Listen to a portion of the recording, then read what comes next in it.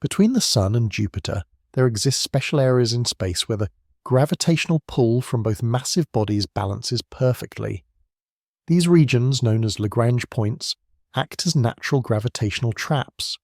Specifically, Jupiter's L4 and L5 points have securely held thousands of asteroids in stable positions for billions of years. These objects do not drift toward the Sun or get pulled into Jupiter. Instead, they stay in a steady path, orbiting at the same pace as the giant planet. These space rocks, called Trojan asteroids, follow the Sun along Jupiter's orbit, not tied to the planet itself, but travelling roughly 60 degrees ahead or behind it. This unique placement is due to the gravitational balance created by the Sun and Jupiter. As a result, these asteroids remain in place for extremely long periods. It is as if they are invisible travellers accompanying Jupiter in its endless journey through the solar system. Scientists have so far catalogued over 12,000 of these asteroids, and many believe they are remnants from the birth of our solar system. Because they reside in calm and undisturbed areas, they have avoided the constant collisions seen in the asteroid belt between Mars and Jupiter. This makes them incredibly valuable for learning about the early stages of planetary formation. NASA even launched the Lucy mission with the sole purpose of studying them more closely, a historic first. Interestingly, Jupiter is not alone in having such companions. Planets like Neptune, Mars, and even Earth have their own Trojan asteroids. In Earth's case, the first such object was spotted in 2010 and given the name 2010 TK7. It follows a horseshoe-shaped orbit that shifts slowly in relation to our planet. Though subtle and difficult to notice, it is still a companion in Earth's journey around the Sun. Yet Jupiter's Trojans are the most numerous and scientifically intriguing. The gravitational stability of these points is so reliable that space agencies often park spacecraft and telescopes there.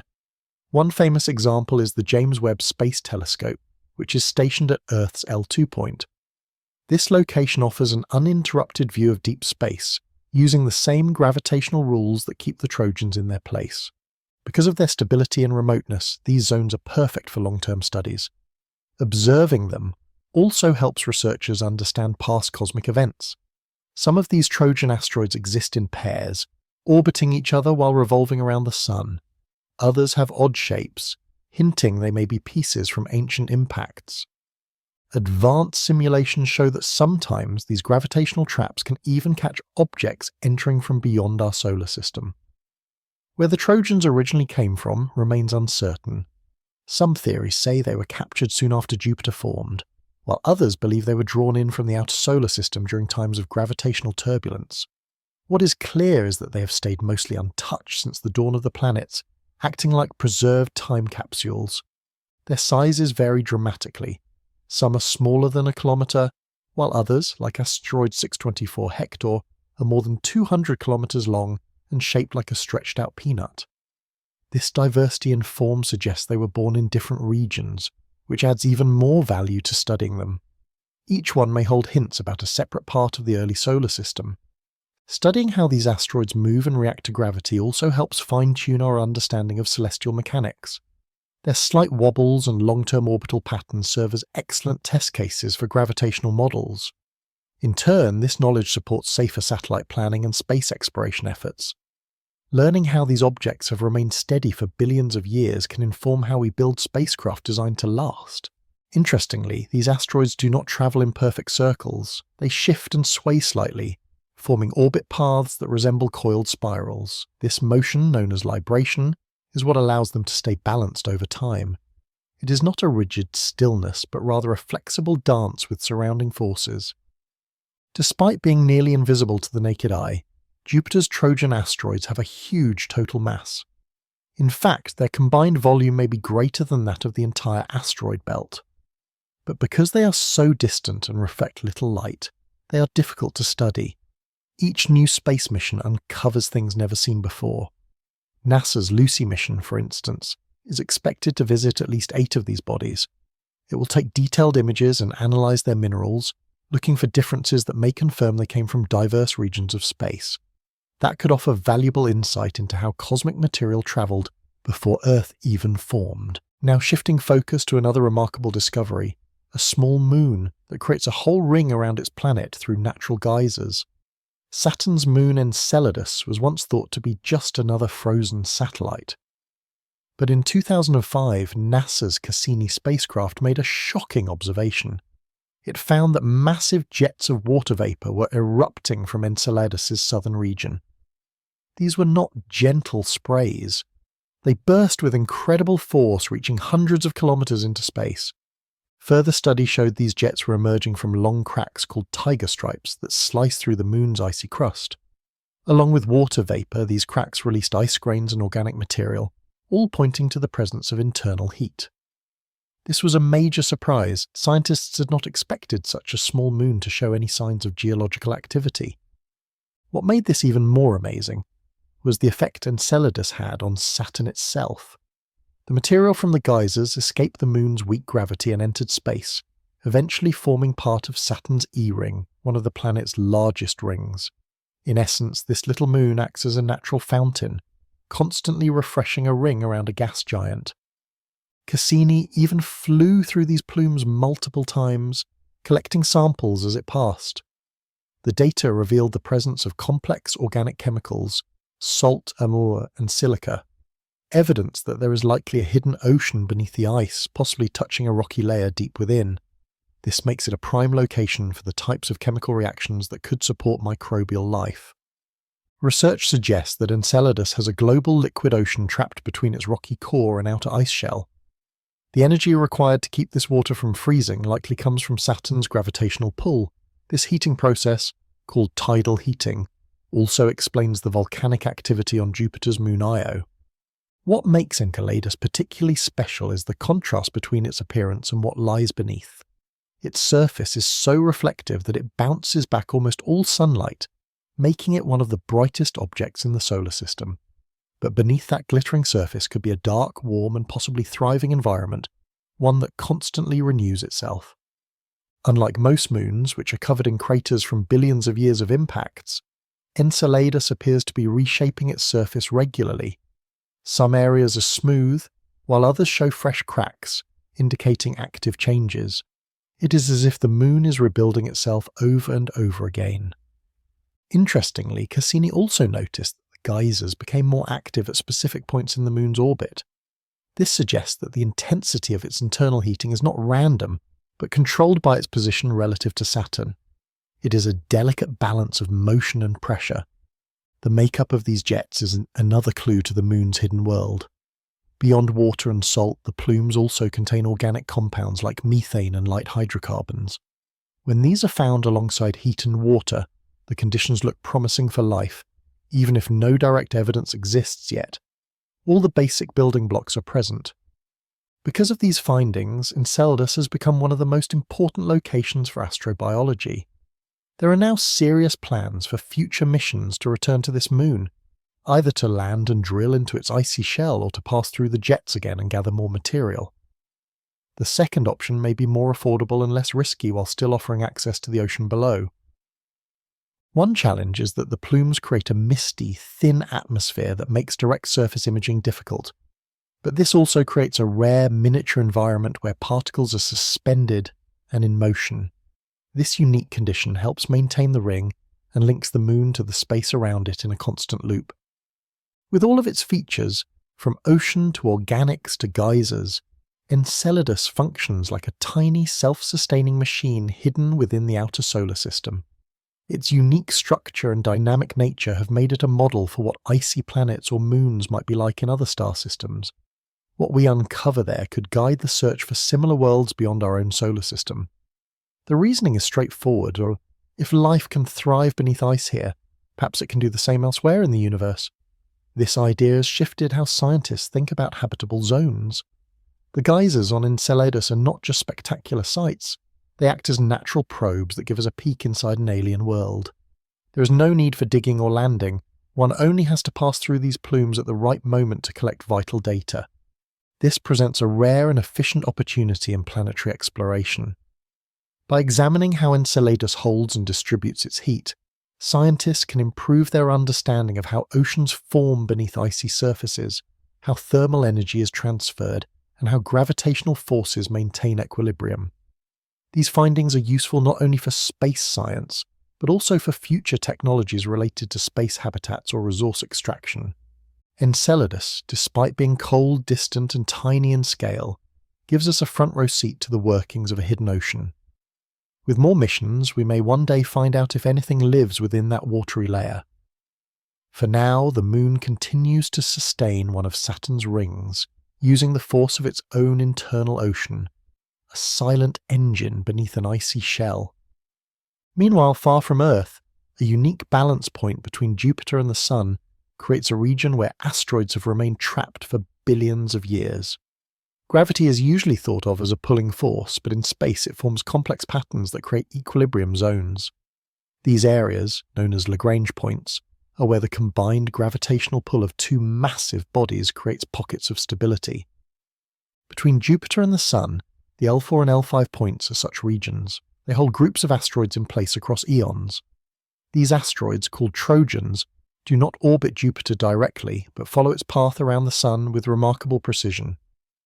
The balance that holds them is due to the interplay of orbital motion and gravitational forces, which cancel out just enough to create long-lasting stability. It is almost like a spider web made of gravity. When an object enters with the right speed and direction, it becomes locked in place, able to stay there for a very long time. Because of this, these regions serve as cosmic storage units from the early solar system. In the early 2000s, only about 1,000 Trojan asteroids were known, but improved telescopes and computer models have since identified more than 12,000. They are not grouped in one tight spot, but instead spread out in arcs that follow Jupiter's orbit near the L4 and L5 regions. Their paths are not perfect circles, they sway gently, remaining stable over long periods. Some of these asteroids move in orbits tilted sharply compared to the main plane of the solar system, suggesting they were trapped during times of chaos, possibly when the large planets shifted into their current positions. Others appear to share similar properties, hinting at a common origin. Studying them can shed light on how our solar system came to be arranged the way it is, and it's not just Jupiter that has these stable hitchhikers. Neptune has the second largest group of Trojan asteroids. Even Mars and Earth have a few. In fact, Earth's first confirmed Trojan, 2010 TK7, moves in a long, looping path around the L4 point. Despite interference from the Moon and nearby planets, it stays surprisingly stable. To learn more, NASA launched the Lucy mission in 2021. Its aim is to explore 7 different Trojan asteroids at both of Jupiter's main Lagrange points. Scientists selected targets with a wide range of traits, some are dark and primitive, while others show evidence of past collisions. This diversity will help researchers understand both the makeup and the past dynamics of these regions. The materials that make up these asteroids also vary. Some are rich in carbon, resembling the asteroids found between Mars and Jupiter. Others share features with distant objects found in the Kuiper belt. This suggests that Trojans may come from multiple places and were pulled into their current orbits during a chaotic time early in the solar system's history. The stability of these gravitational zones is so dependable that they are now used to position spacecraft. The James Webb Space Telescope, for example, sits at Earth's L2 point. Though it is not completely stable like Jupiter's L4 and L5, it provides a fixed view of space and allows for efficient operation. In contrast, the L4 and L5 points near Jupiter are naturally balanced. Objects there barely feel the influence of other forces and can hold their position for ages. This has been confirmed by decades of simulations.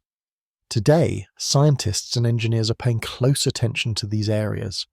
The original theory explaining them was proposed in the 1700s by Joseph Louis Lagrange. He predicted 5 such points could exist in any two-body system with one significantly larger than the other. Points L1, L2, and L3 are unstable, but L4 and L5 offer a perfect blend of forces for long-term stability. Later discoveries of Trojan asteroids backed up Lagrange's mathematical predictions. Beyond holding space rocks, these locations could be valuable for future human use.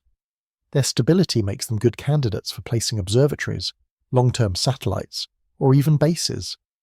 Because the gravitational conditions are calm, very little energy would be needed to maintain position. That would save fuel and reduce the cost of the deep space missions. These gravitational warehouses might even hold resources worth mining. If some Trojans are made of rare materials, they could offer future economic benefits. What we see today as scientific wonders might soon become strategic assets. Now consider another marvel, a distant object that takes 11,000 years to circle the Sun. This is Sedna, one of the farthest known bodies orbiting our star. Its orbit is so extended that since humans began farming it has not yet completed a single trip around the Sun. Its path is not round, but highly stretched, taking it to areas where the Sun appears only as a bright dot. First spotted in 2003, Sedna defies conventional understanding. Even at its closest approach, it stays far beyond the orbit of Neptune. Its farthest point reaches toward the edge of the Oort cloud, a distant shell of icy objects believed to surround the solar system. That means Sedna drifts in and out of the boundary between the familiar solar system and the vast unknown. For most of its journey, Sedna exists in near total darkness, well beyond the warmth of sunlight. It is like a cosmic wanderer in isolation. How it ended up on such an unusual orbit remains a puzzle. One theory is that it was nudged by a passing star when the solar system was young. Another idea is that Sedna's path is influenced by a hidden planet, often referred to as Planet 9. Because Sedna is so far away, no spacecraft has ever visited it. Everything we know comes from telescope studies and mathematical models. Even so, it reflects more light than one might expect, indicating a possibly icy or organic-rich surface. The exact details of its composition are still unknown. Its orbit is so slow that no person in history has seen it complete a full loop. All our understanding comes from observing a tiny portion of its trajectory. Yet thanks to its position and motion, astronomers can map out the rest with confidence. It shows how math can guide us even when our eyes fall short. Sedna is more than a distant object. It acts as a marker for the outer boundary of the solar system, a sign of where the Sun's gravitational power starts to fade. It defines the edge of the solar system's domain just before the realm of the stars begins. It also raises new questions about how we define planets. Though Sedna is not large enough to officially count as a dwarf planet, it shares several traits with bodies that are. However, its strange orbit puts it in a category of its own. It fits with neither the Kuiper belt nor the Oort cloud, leaving scientists with more questions than answers. The discovery of Sedna has inspired astronomers to search for more distant objects with similar orbits. Some of these have already been found, showing incredibly long paths and steep tilts compared to the rest of the solar system. Their strange distribution hints at a powerful force influencing them from far away, supporting the theory of a ninth still unseen planet orbiting at a great distance. Another reason Sedna stands out is its complete isolation. It does not belong to any known group of similar objects. There is no family of bodies with matching traits or movements. This makes Sedna even more important for scientific research. Every new observation about it could reveal something special about how the edges of our solar system took shape.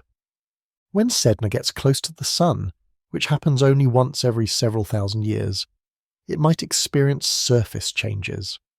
Sunlight could warm it enough to cause its surface materials to vaporize.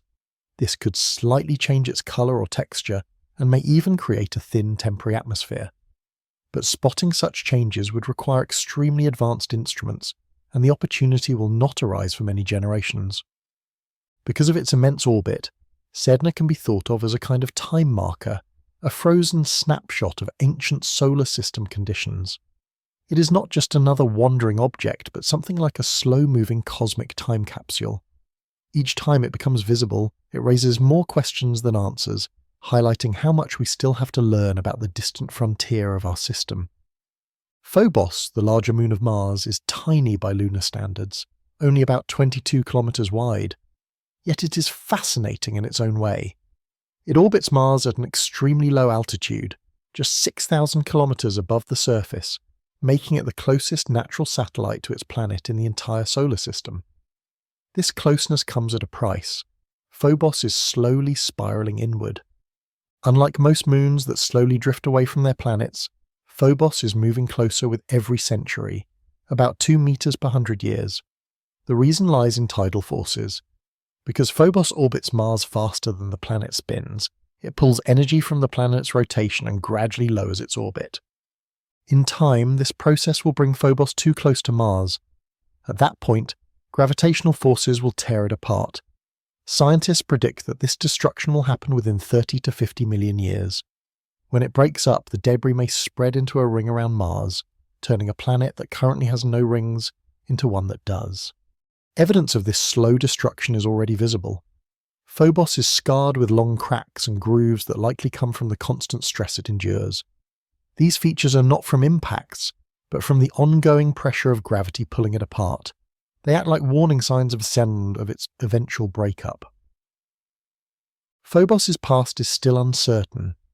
One theory suggests that it's a captured asteroid, which would explain its dark colour and odd shape. Another possibility is that it formed from debris thrown into orbit after something collided with Mars. The true origin remains unknown, but what is certain is its future, and that future is falling. Despite its small size and weak gravity, Phobos has caught the interest of future space missions.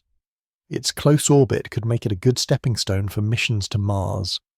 It may also carry dust and material ejected from Mars long ago, giving scientists a way to study the planet's early environment. Japan's MMX mission plans to land on Phobos and collect samples before the decade ends. Although Phobos cannot hold an atmosphere or have internal activity, it is not completely inactive. Pieces of its surface may break off and fall onto Mars, and scientists have already found Martian craters likely caused by such events. In this way, Phobos continues to interact with its parent planet. Phobos also has an extremely fast orbit. It circles Mars in just 7 hours and 39 minutes. To someone standing on Mars, it would appear in the western sky and set in the east, moving opposite to the familiar pattern on Earth. It may even rise 2 or 3 times during one Martian day.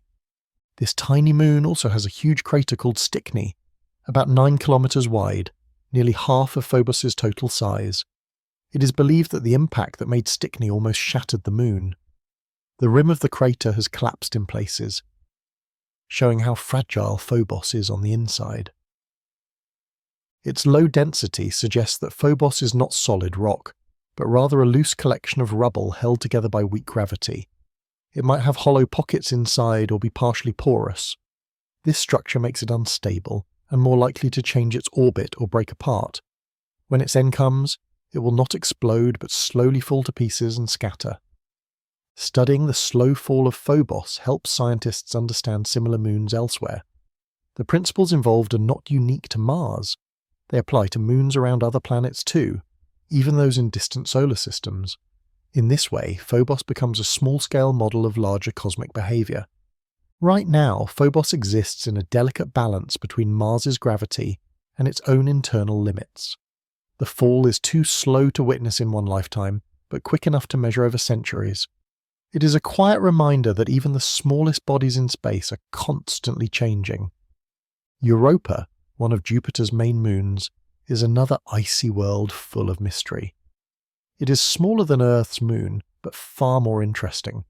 With a diameter just over 3,000 kilometers, Europa is covered in a bright, mostly smooth shell of ice. Its surface has very few impact craters, which hints that it gets renewed often. Beneath that icy crust lies a massive ocean of liquid water, possibly containing more water than all of Earth's oceans combined.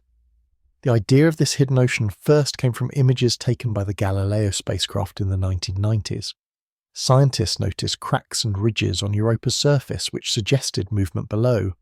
Later, magnetic data showed signals consistent with a salty, conductive ocean under the ice.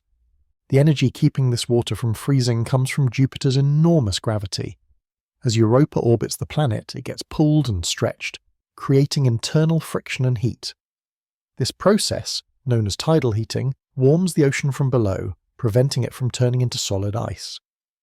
Even though there are no volcanoes on the surface, the inner activity of Europa creates surface changes. The crust is marked by cracks, dark lines, and zones where large icy blocks seem to have shifted and floated, as if the surface is broken and slowly rearranging. It is similar in some ways to the plate movements seen on Earth. The surface of Europa is mostly flat, with very few mountains, which means the ice may be thin in some places, perhaps just a few kilometers thick. That makes it easier to imagine reaching the ocean below by melting or drilling through. Some upcoming missions plan to explore this possibility. Besides the ocean itself, there have also been hints of vapour plumes rising from Europa. These are like geysers shooting through cracks, similar to those seen on Enceladus. While not yet fully confirmed, some space telescopes, including Hubble, have spotted signs of water escaping into space. If true, this would give scientists a way to sample the ocean by flying through the plumes instead of drilling. The ocean likely contains salt, with compounds like sodium chloride and magnesium, which has been confirmed through surface observations and magnetic data. These ingredients, when mixed with heat and potential rock contact on the seafloor, create a promising setting for chemical reactions that could support life. Europa is not just interesting because of its geology. It is one of the top places in the solar system where life might exist. If any microbes do live there, they might survive near hydrothermal vents on the ocean floor, just like some life forms on Earth that live without sunlight. Discovering life there would completely change our understanding of biology and its place in the universe. NASA is planning a major mission called Europa Clipper, which is expected to launch soon. It will orbit Jupiter and perform multiple close flybys of Europa. The spacecraft will carry instruments to measure the thickness of the ice, the depth of the ocean, and the makeup of any plumes it encounters. It will be the most detailed study of Europa since the days of Galileo. Europa's surface also shows strange reddish streaks and patches. Scientists are still debating their origin. Some believe they are made of salt or organic material, while others think radiation from Jupiter may have changed the chemical makeup of the ice. Whatever their cause, these markings may help explain how the ocean and surface are connected. Temperatures on the surface of Europa are extremely cold, usually below -60 degrees Celsius. Yet beneath the crust, the conditions remain steady enough for liquid water to persist over long periods. This stability means there has been time for complex chemistry or even life to take hold. One more fascinating case is that of a comet that may offer clues to life's beginnings. In 2014, the European Space Agency's Rosetta mission reached comet 67P Churyumov-Gerasimenko. It became the first spacecraft to orbit a comet and land a probe named Philae on its surface. What Rosetta found was surprising. The comet was not only releasing water vapour and carbon dioxide, but also complex organic molecules. These included early building blocks of life, compounds based on carbon, and even precursors to amino acids. The discovery added weight to the idea of panspermia, the possibility that life's ingredients came to Earth aboard comets or asteroids. While scientists had seen organic compounds in space before, this was the first time such materials were correctly sampled from a comet's surroundings. It proved that comets are far more than just icy dirt balls. They are chemically rich and dynamic. As Comet 67P moved closer to the Sun, it released these materials in greater amounts. As the Sun's energy warms the surface of a comet, the frozen ices begin to vaporize, releasing gas and dust into space in massive bursts. These streams of particles form the glowing coma and tail we see from Earth, carrying molecules that have been locked away since the solar system's earliest days. Studying them is like peering into a deep frozen relic, a time capsule that has remained nearly untouched for 4.6 billion years. The shape of Comet 67P surprised scientists. It has a strange double-lobe structure connected by a narrow bridge, somewhat resembling a rubber duck. This unusual form suggests it may have formed when two smaller bodies gently merged long ago. Understanding how such shapes survive over time helps us better grasp how planets and moons were originally built. Up close, the comet's surface was rougher and more fractured than expected. Instruments aboard Rosetta detected substances like formaldehyde, hydrogen cyanide, methanol, and sulfur-based organics, all of which play roles in biochemical pathways. These are not signs of life themselves, but they are fundamental pieces from which life might eventually emerge under the right circumstances. The discovery added weight to the theory that comets may have helped deliver essential materials to the early Earth. Our planet may not have created everything from scratch as space might have sent us the ingredients. When the Philae lander touched down on the comet, it bounced and ended up in a shadowed area, which cut its battery life short. Still, it managed to gather valuable information about the comet's outer layers, revealing that the crust was tougher than expected. Rather than soft ice, it was a hardened mix of frozen dust and organic material. Although contact with the mission ended in 2016, researchers continue to explore its data, uncovering new details even today. Not all comets are the same. 67P belongs to a group known as Jupiter family comets, which likely come from the Kuiper belt and have had their paths shaped by Jupiter's gravity. Other comets, known as long-period comets, come from the far more distant Oort cloud and contain even more pristine materials. If 67P has these organic molecules, chances are many others do as well. This opens up the potential for a detailed chemical catalogue of comet compositions during future missions. Learning what kinds of compounds comets naturally produce also sharpens our ability to identify potential signs of life on other worlds. By knowing what chemical mixtures can appear without any biological processes, we reduce the chance of mistaking them for real biosignatures. In this way, comets act like cleanroom laboratories, offering pure examples of non-living chemistry that planetary atmospheres cannot. Rosetta also taught scientists more about the active cycles of comets. The outgassing jets are not constant. They change depending on how the comet spins, what materials lie on its surface, and how close it is to the Sun. As the comet nears the Sun, it awakens and ejects material in sudden bursts. After its closest approach, it quiets down again.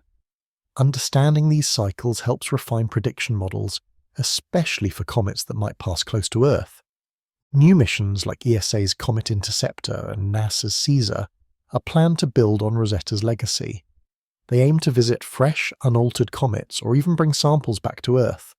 If successful, they could allow scientists to examine untouched organic material in full detail right here in labs, removing the guesswork of distant observations and launching a new chapter in the study of life's chemical origins. Comet 67P is not on a collision path with our planet, but its importance is not tied to danger. It lies in what it carries.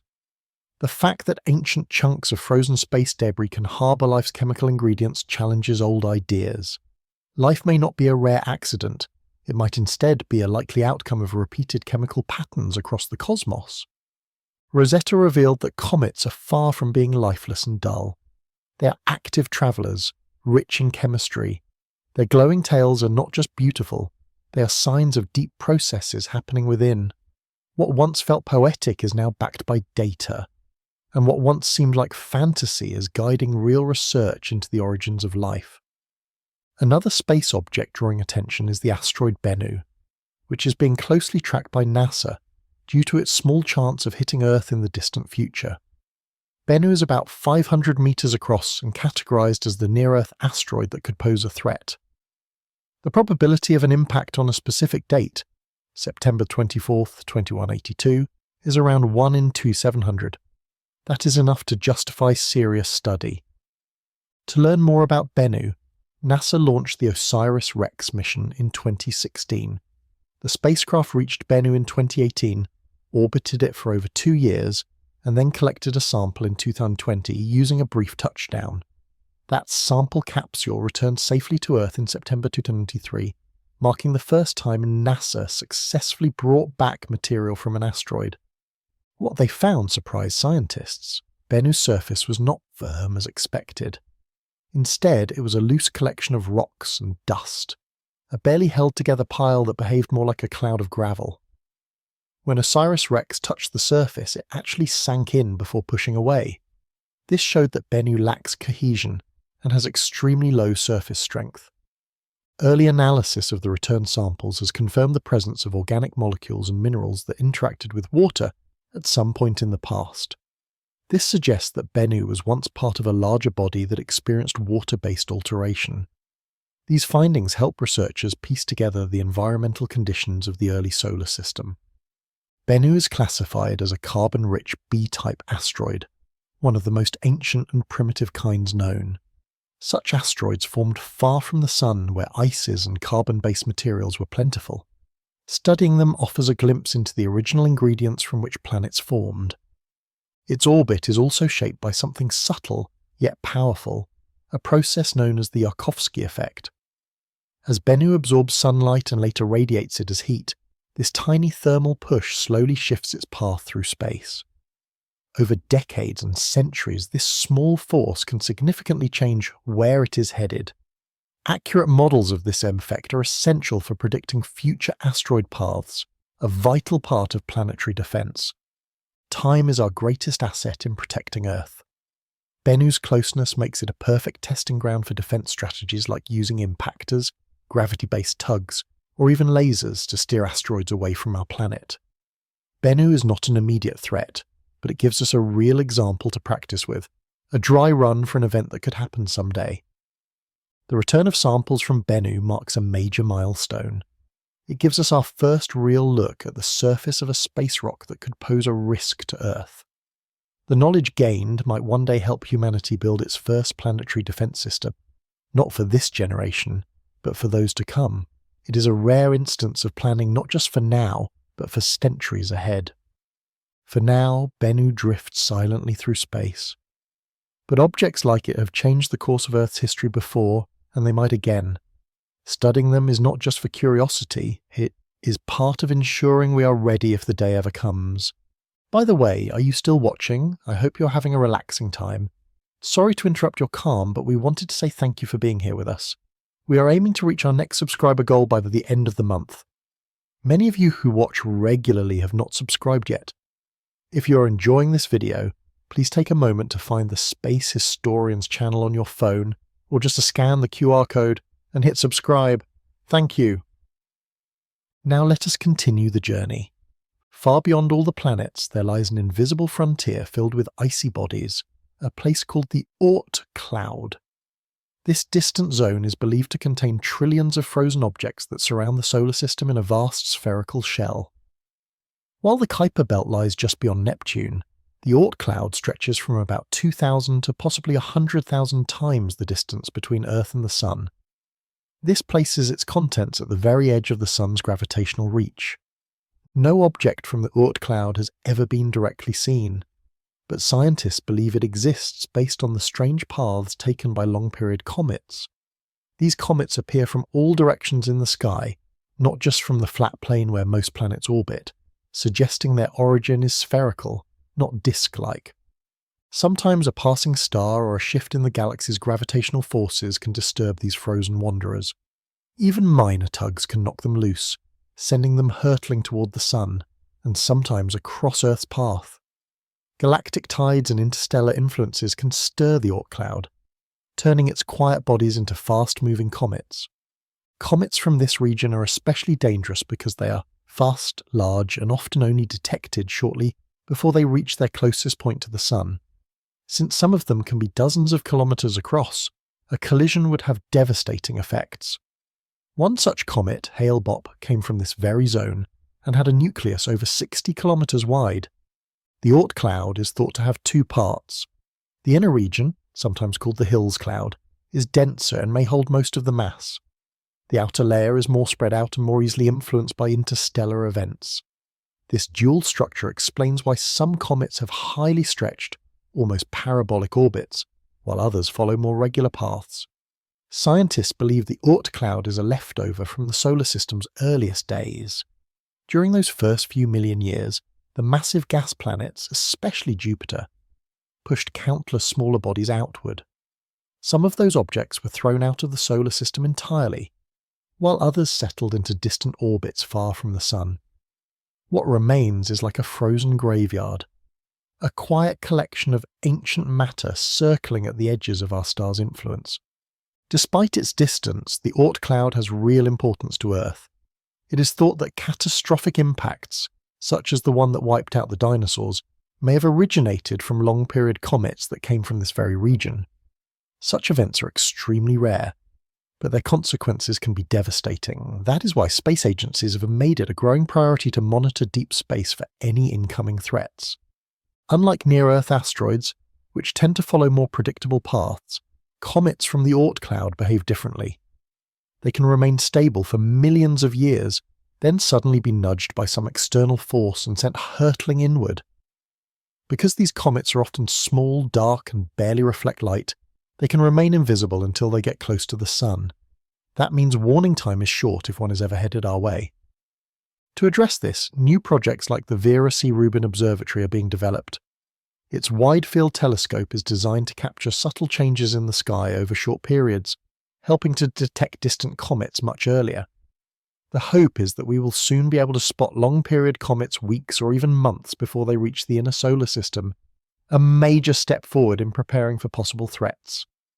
Beyond danger, the Oort cloud also brings up philosophical and scientific questions about the true boundary of our solar system. How far does the Sun's gravity reach? Where does interstellar space actually begin?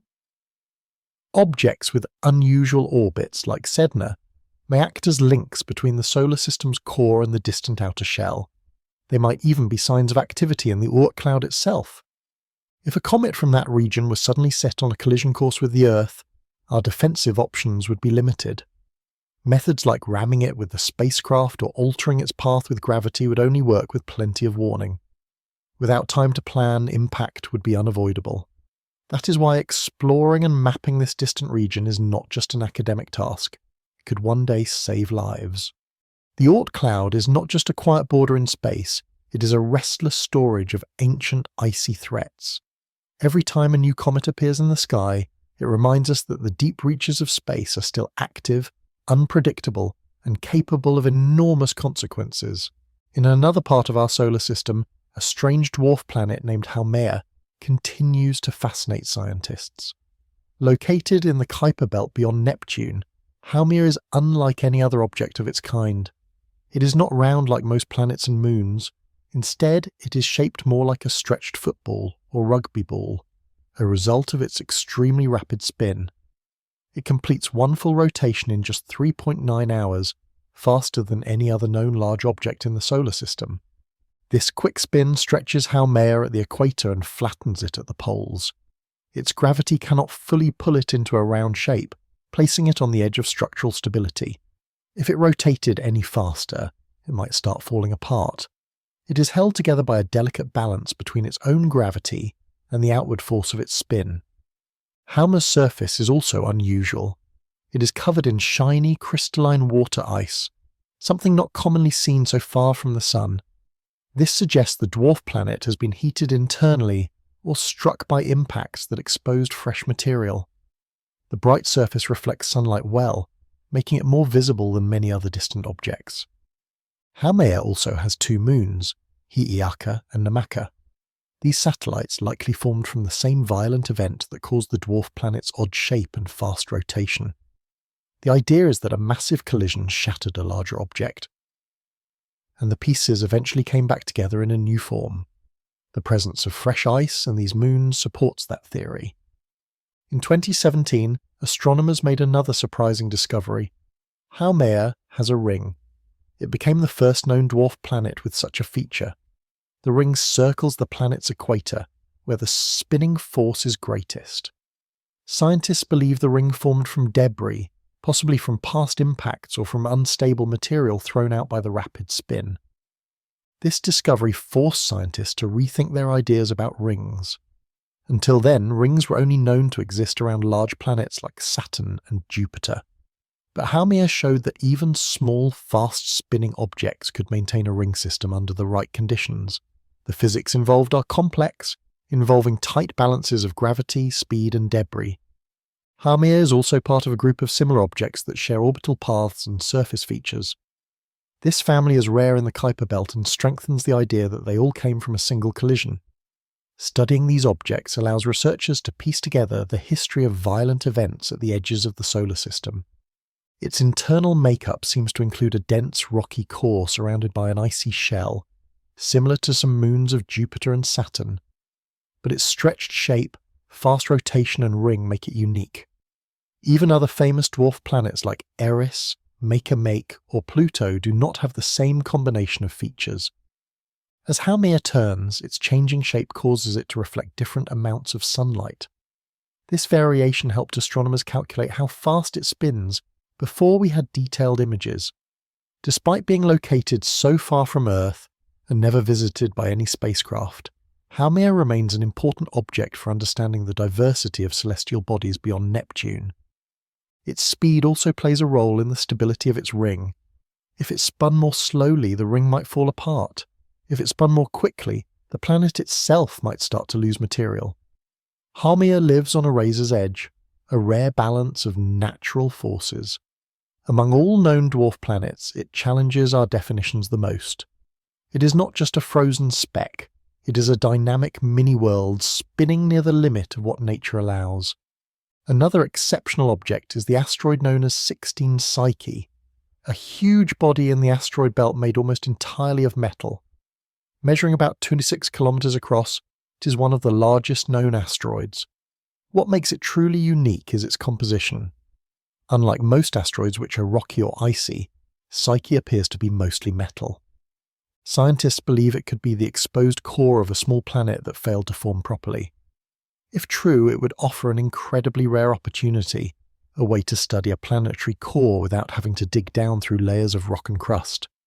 Spectral analysis shows that Psyche is rich in nickel and iron, the same materials found in Earth's inner core. This supports the idea that Psyche may have once been a larger body whose outer layers were blasted away by massive collisions long ago. Its high density, reflective surface, and radar characteristics all support the metallic core theory. Some newer studies suggest that Psyche might also contain rock or minerals with sulfur, making it more complex than first assumed. Because of this potential, Psyche has been nicknamed a metal world. In terms of raw materials, it could be worth more than 10 quadrillion US dollars, though of course mining it is far from practical today. Still, this estimate has sparked interest not only from scientists, but also from those imagining the future of space mining and off-world industry. NASA has launched a mission to explore this unique asteroid. The Psyche spacecraft was sent into space in October 2023 and is expected to reach its destination in 2029. Once it arrives, it will spend nearly 2 years mapping the surface, analysing its composition, and studying any traces of magnetism. This mission could rewrite what we know about how planets form. One major question it aims to answer is, how do cores develop inside planets? Psyche gives us a natural example, no digging required. If it truly is a core, it might show features like ridges of metal, leftover magnetic fields, or signs of ancient impacts preserved for billions of years. Even if Psyche turns out to be something else, it still challenges our assumptions about asteroids.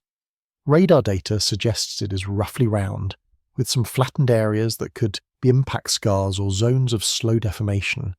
Its surface might be a mix of solid metal, loose metal fragments, or rocky metal blends, each giving clues to its history. Interestingly, some measurements from Earth show that Psyche may still hold a faint magnetic field, a remnant of past activity. If the spacecraft confirms this, it will be the first time magnetism has been detected on an asteroid. That would help explain how smaller bodies can create and lose magnetic fields, a mystery still unsolved in planetary science. Another point of interest is that Psyche has no known moons or rings, which is unusual for something of its size. This could mean it is especially stable, or that any satellites it once had were lost in collisions. It might also mean it formed differently from other large asteroids. Psyche is not a threat to Earth.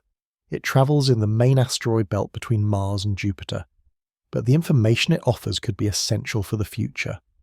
Understanding how metals behave in space is key not just for science, but also for future missions, whether for defense, mining, or construction beyond Earth. In addition to its scientific value, Psyche's surface could serve as a testing ground for future space technologies. For example, it might help engineers understand how robotic systems behave when working on metallic terrain. If metal surfaces react differently to sunlight, micrometeorite impacts, or temperature changes, it could influence how landers, drills, and autonomous machines are built for future missions. NASA's Psyche mission is not designed to land on the asteroid, but its high-resolution mapping will provide the next best thing. These detailed observations will help shape future tools and systems for exploring metallic surfaces in space. Psyche's unique makeup as a large, metal-rich body also adds crucial information to theories about the solar system's violent beginnings. If Psyche is truly the exposed core of a once larger body, then it must have survived a collision so massive that it tore a planet apart. That same impact might have scattered fragments throughout the solar system, fragments that still orbit the Sun today. Psyche, in this sense, is not just an asteroid. It is a witness to a cosmic catastrophe, a relic of planetary destruction. Whether it turns out to be a bare core or something more complex, Psyche provides an unmatched chance to study metal in space. It blends planetary science, materials engineering, and the emerging space economy in one place. By exploring it, we gain insights into both our solar system's past and the possible future of off-world resource development.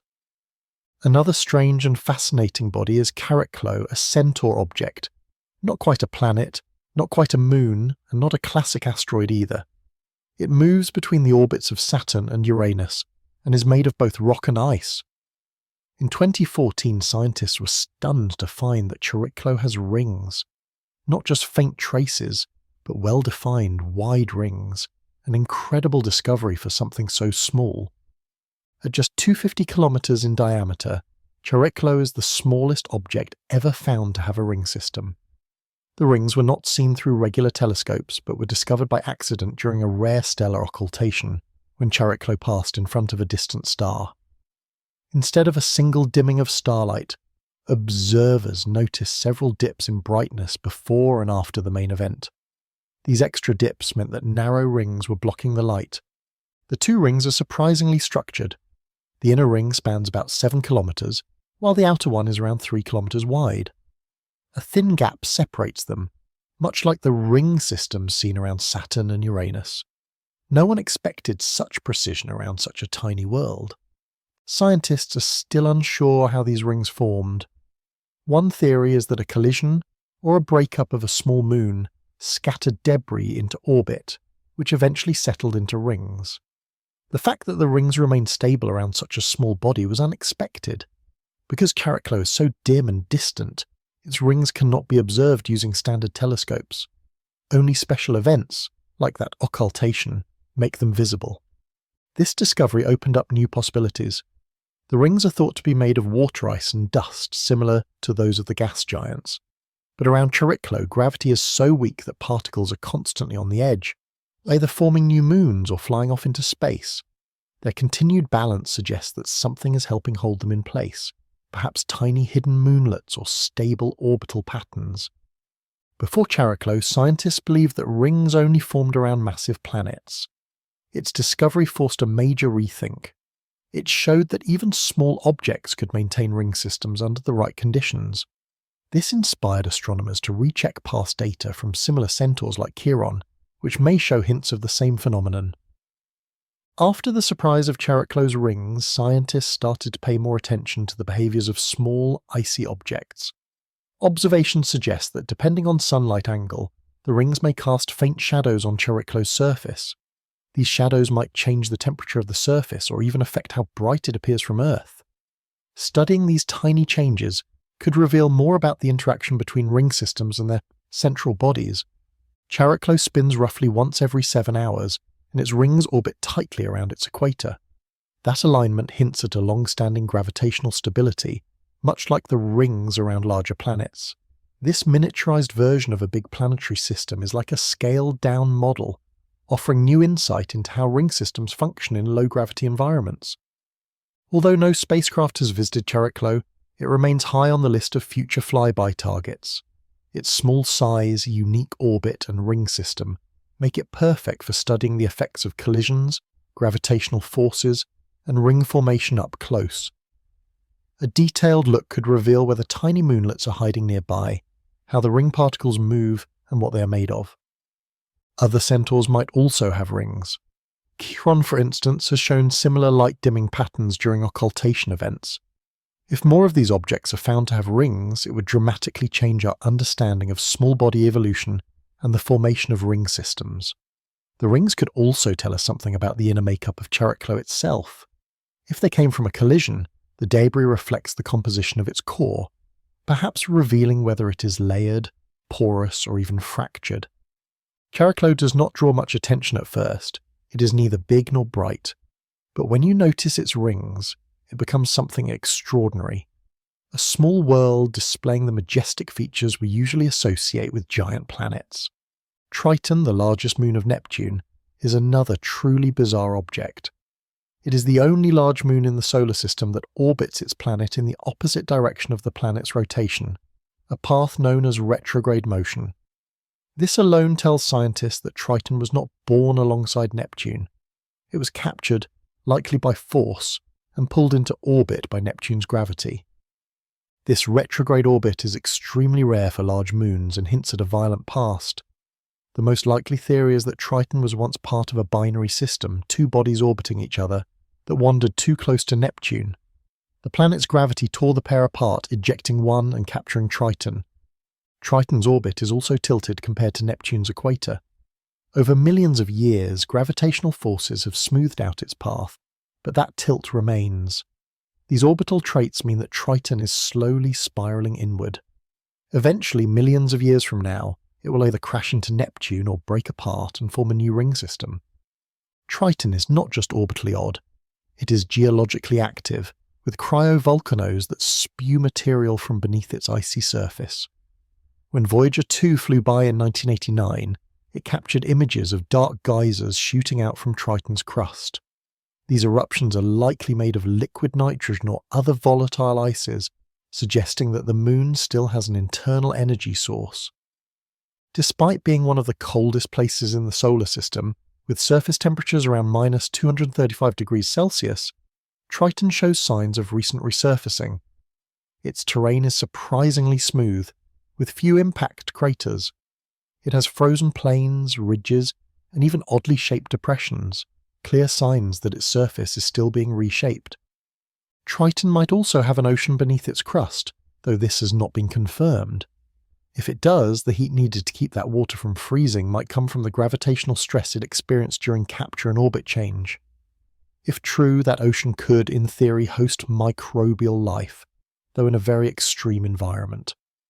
Triton has a very thin atmosphere made mostly of nitrogen with a little methane.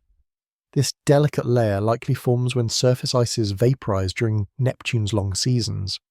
Though thin, it is enough to move particles around and create winds.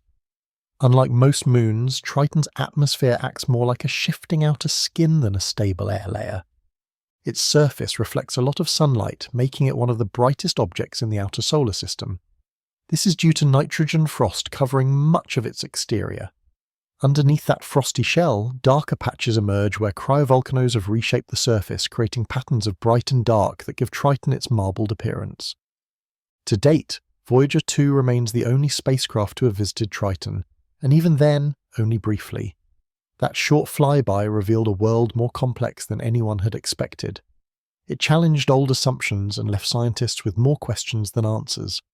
No missions have returned since, though many scientists hope one day a probe will study Triton more closely. Triton's backward orbit and unusual features suggest it was once a dwarf planet like Pluto, roaming the Kuiper belt before being captured by Neptune. If that is true, it would make Triton the only known Kuiper belt object now orbiting a planet. It is a rare example of how gravitational chaos can shift an object from one region of the solar system into another. When Triton was pulled into Neptune's orbit, it likely disrupted or destroyed Neptune's original moons. Any regular satellites would have been thrown out or smashed. Today, Triton is by far the largest and most dominant moon around Neptune, completely reshaping the system it joined. If a mission to Neptune is ever launched, Triton would be its primary target. It is a frozen mystery, part ancient traveller, part active world and part gravitational anomaly. Its past was taken, its future is uncertain, and even now it continues to evolve. It has become one of the most fascinating objects in modern planetary science.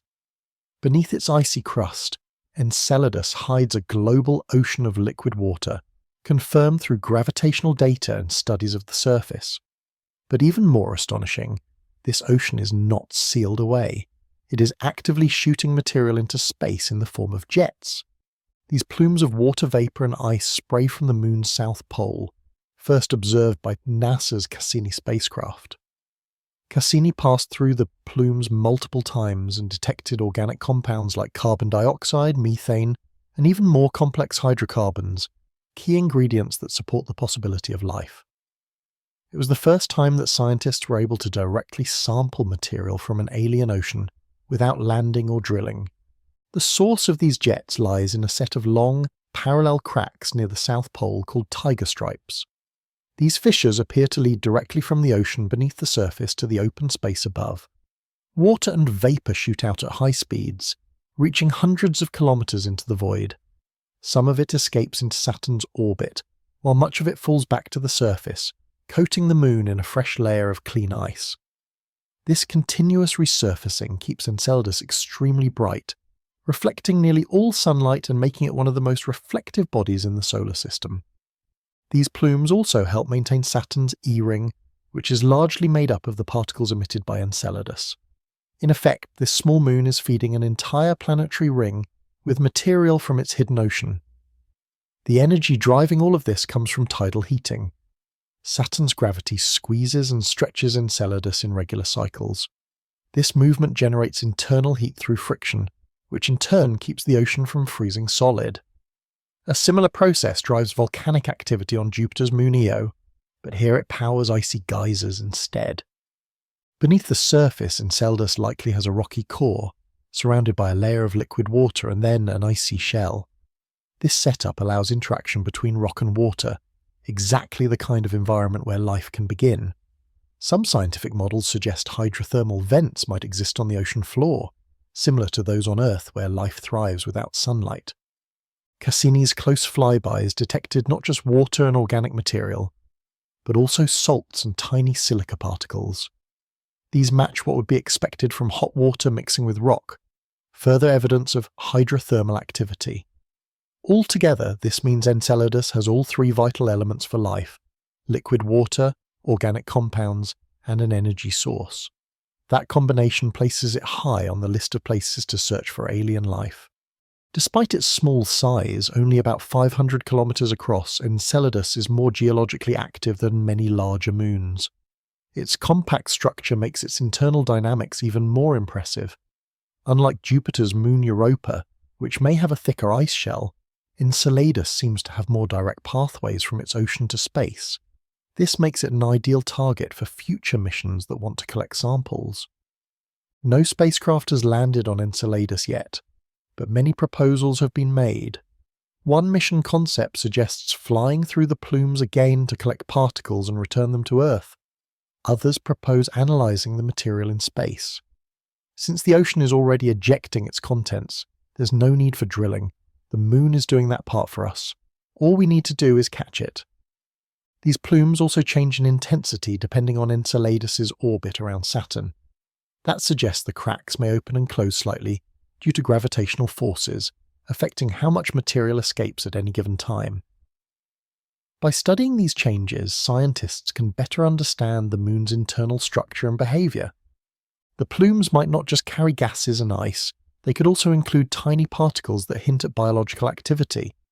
Sensitive instruments might be able to detect signs like amino acids, lipids, or other molecules linked to life. Enceladus may be the best place in the solar system to find signs of life, without ever landing.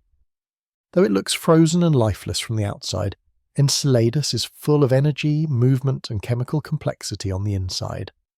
It orbits quietly in Saturn's shadow, but it could hold answers to one of humanity's most important questions. Deep beneath its icy surface, something might be swimming, and we may already be breathing in its chemical signature from afar. Another strange object is Sedna, a dwarf planet whose massive orbit is one of the biggest mysteries in planetary science. Sedna lies far beyond Neptune, on the solar system's outer edge. Its reddish surface and huge distance make it hard to observe, but its orbit is what truly sets it apart. Sedna takes roughly 11,400 years to make a full trip around the Sun. When it was discovered in 2003, astronomers were stunned. Nothing else at the time had such an extreme and distant orbit. Even at its closest point to the Sun, Sedna is still more than 76 astronomical units away, more than twice as far as Pluto ever gets. At its farthest, it drifts nearly 1,000 AU away. That enormous stretched-out orbit does not match anything caused by the known planets. Instead, Sedna appears to be under the gravitational influence of something we have not yet found. This led scientists to consider the possibility of a ninth planet, a giant hidden body that orbits far beyond Neptune. As more distant objects with similar strange orbits were discovered, the theory gained more support. The way these objects are aligned in space is unlikely to be a coincidence.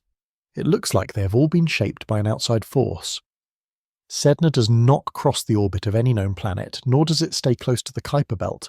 Instead, it belongs to a remote area known as the inner Oort cloud or detached disk, a kind of halfway zone between the planets we know and the icy unknown beyond. Its odd orbit, tilted and stretched, suggests it was pulled by a powerful force long ago. Some theories suggest a nearby star passed close to the Sun, early in its life, tugging Sedna into this path. Others point to Neptune's early movement disrupting smaller objects, but the most intriguing explanation remains the idea of Planet 9. Sedna is about 1,000 kilometers wide, probably spherical, and appears reddish because of tholins, complex organic molecules formed by radiation. Its surface is quiet and stable, with no signs of recent geological activity. There are no geysers, no signs of an atmosphere, just a frozen shell, untouched for billions of years. Because it is so far away, Sedna cannot be seen without powerful telescopes. Its discovery was possible only through careful planning and lucky timing. And if one Sedna-like object exists, there may be hundreds more we have yet to find. Each one pushes the known boundary of the solar system farther out. Since it moves so slowly, Sedna has not even completed a fraction of its orbit since humans began farming.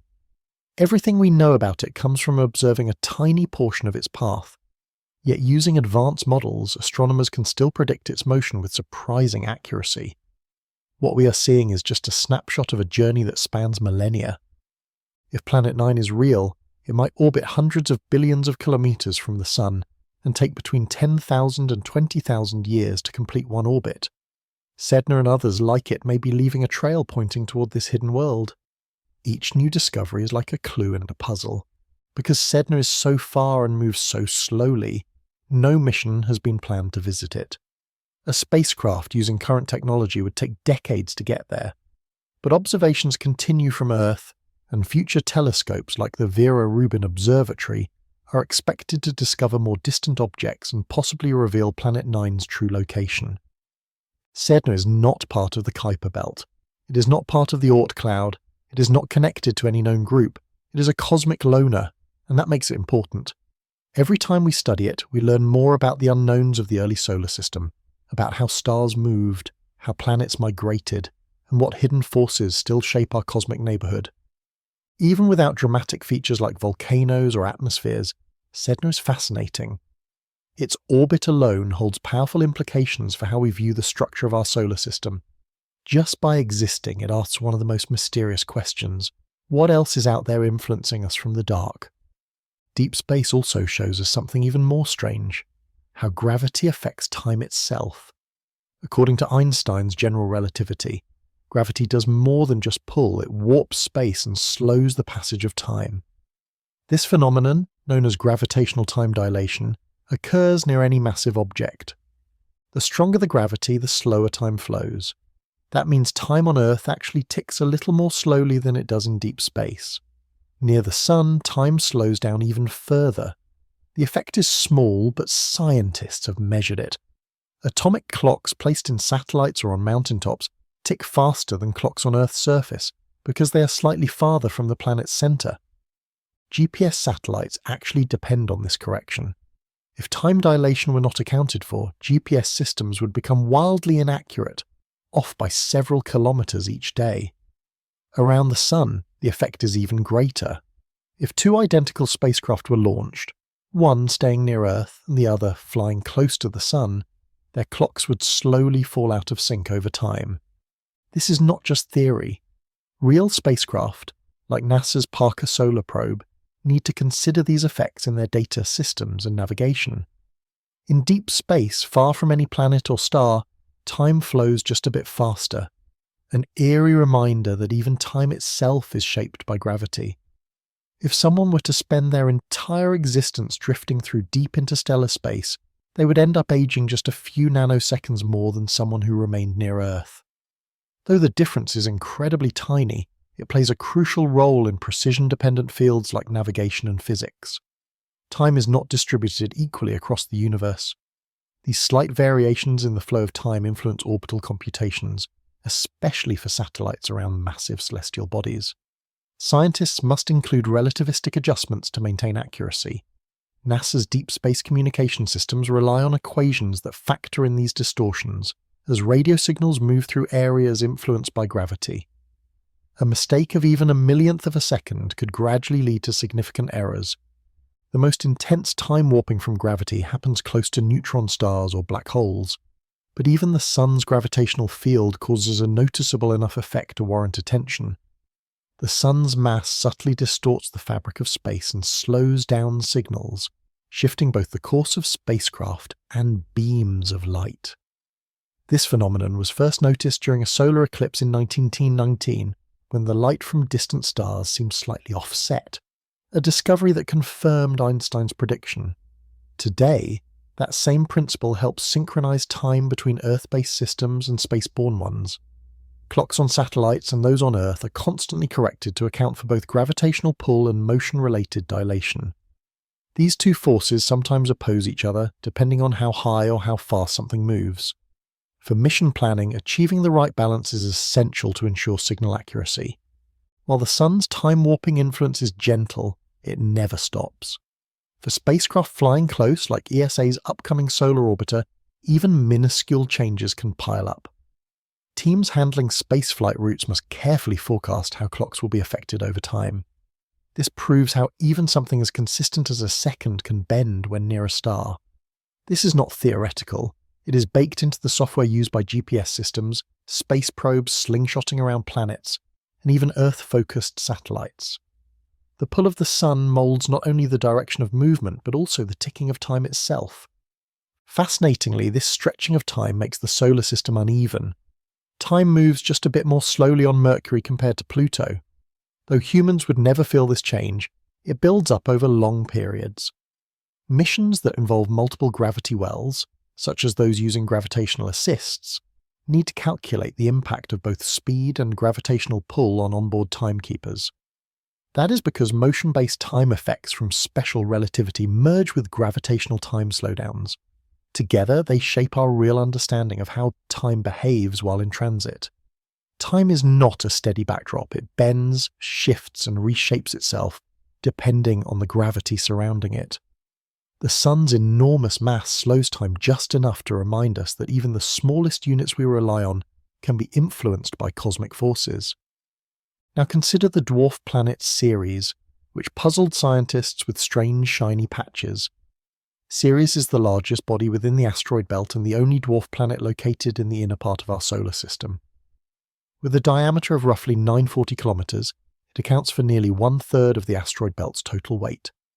For many years, it was just another dot among the stars, until NASA's Dawn spacecraft arrived in 2015. As it approached, cameras caught a strange sight: bright white marks on Ceres' otherwise dark surface. The most noticeable spot was inside the massive Okator crater, about 90 kilometers across. From orbit, it looked like someone had spilled white paint in the center.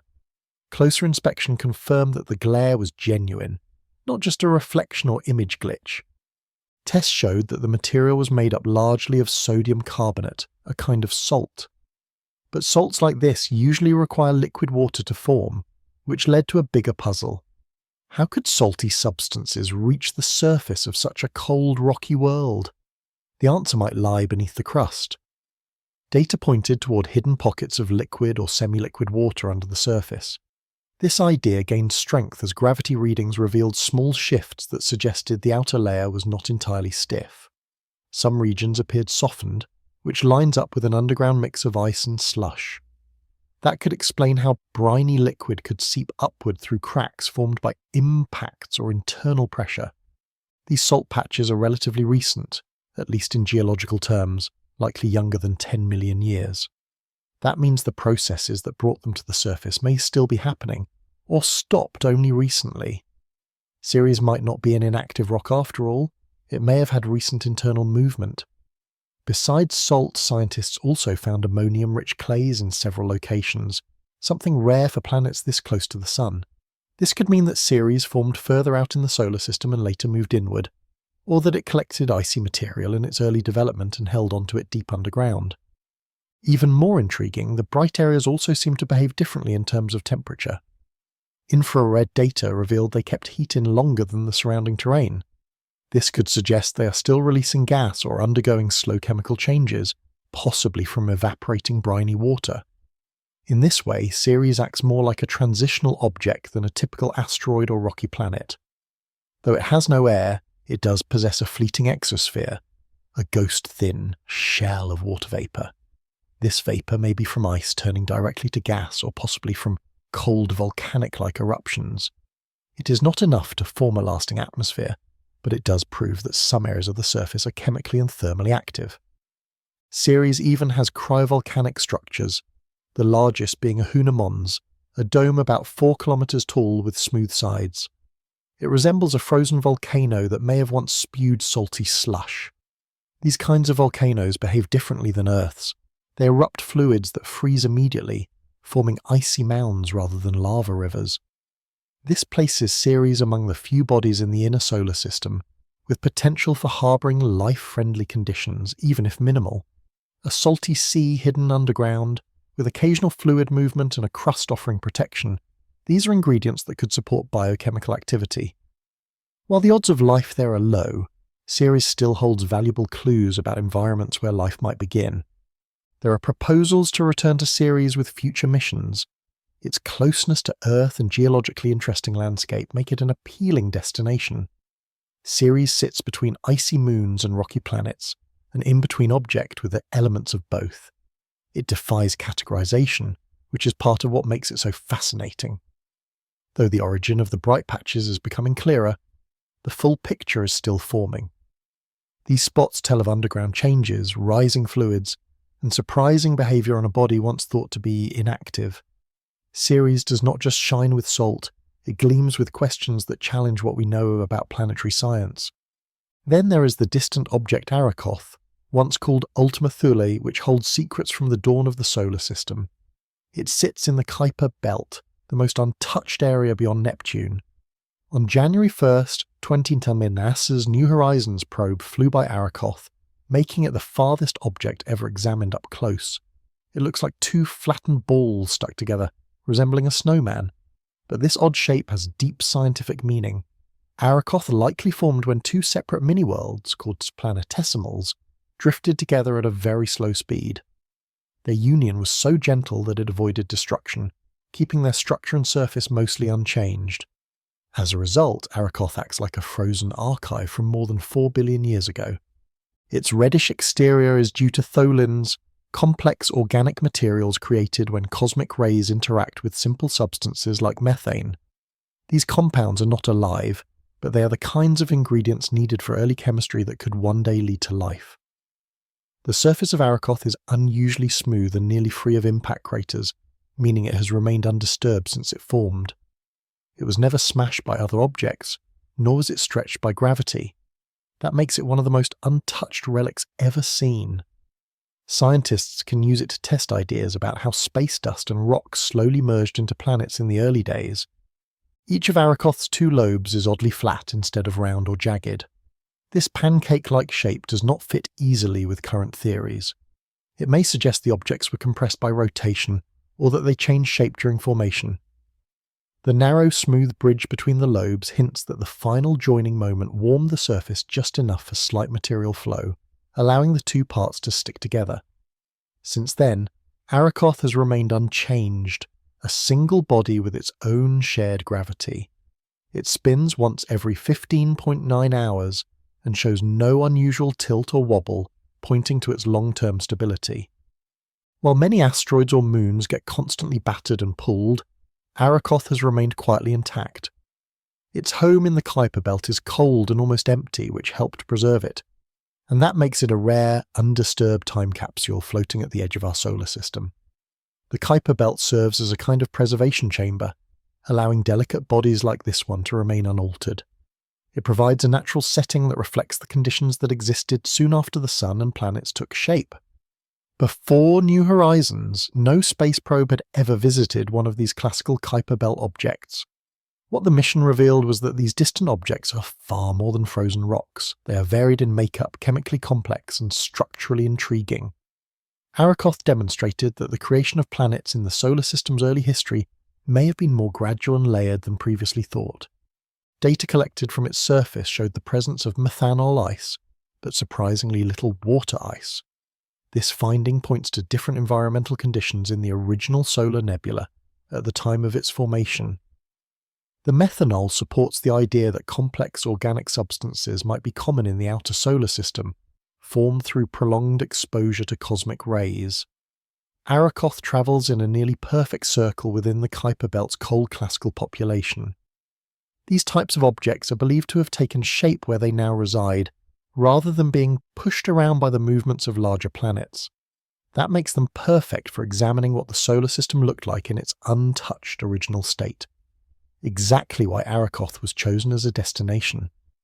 It does not shine with brilliance or command its region, but in its stillness, it offers a powerful account of how planets begin. Its surface holds the earliest designs of the solar system, preserved like an untouched mould for billions of years. It is not just an ancient object, it is the raw material from which everything we know has been built.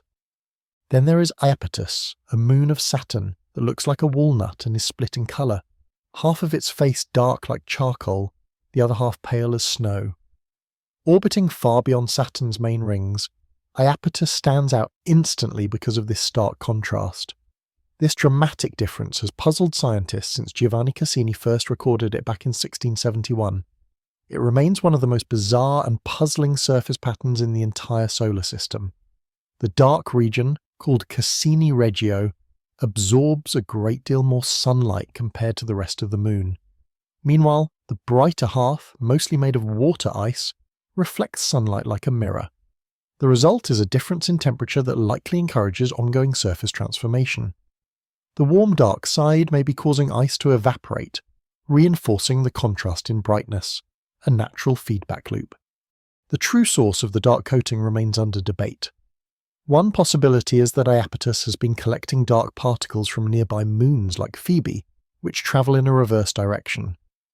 As Iapetus moves through this dusty region, its forward-facing side gathers material. Over time, this creates the two-toned appearance.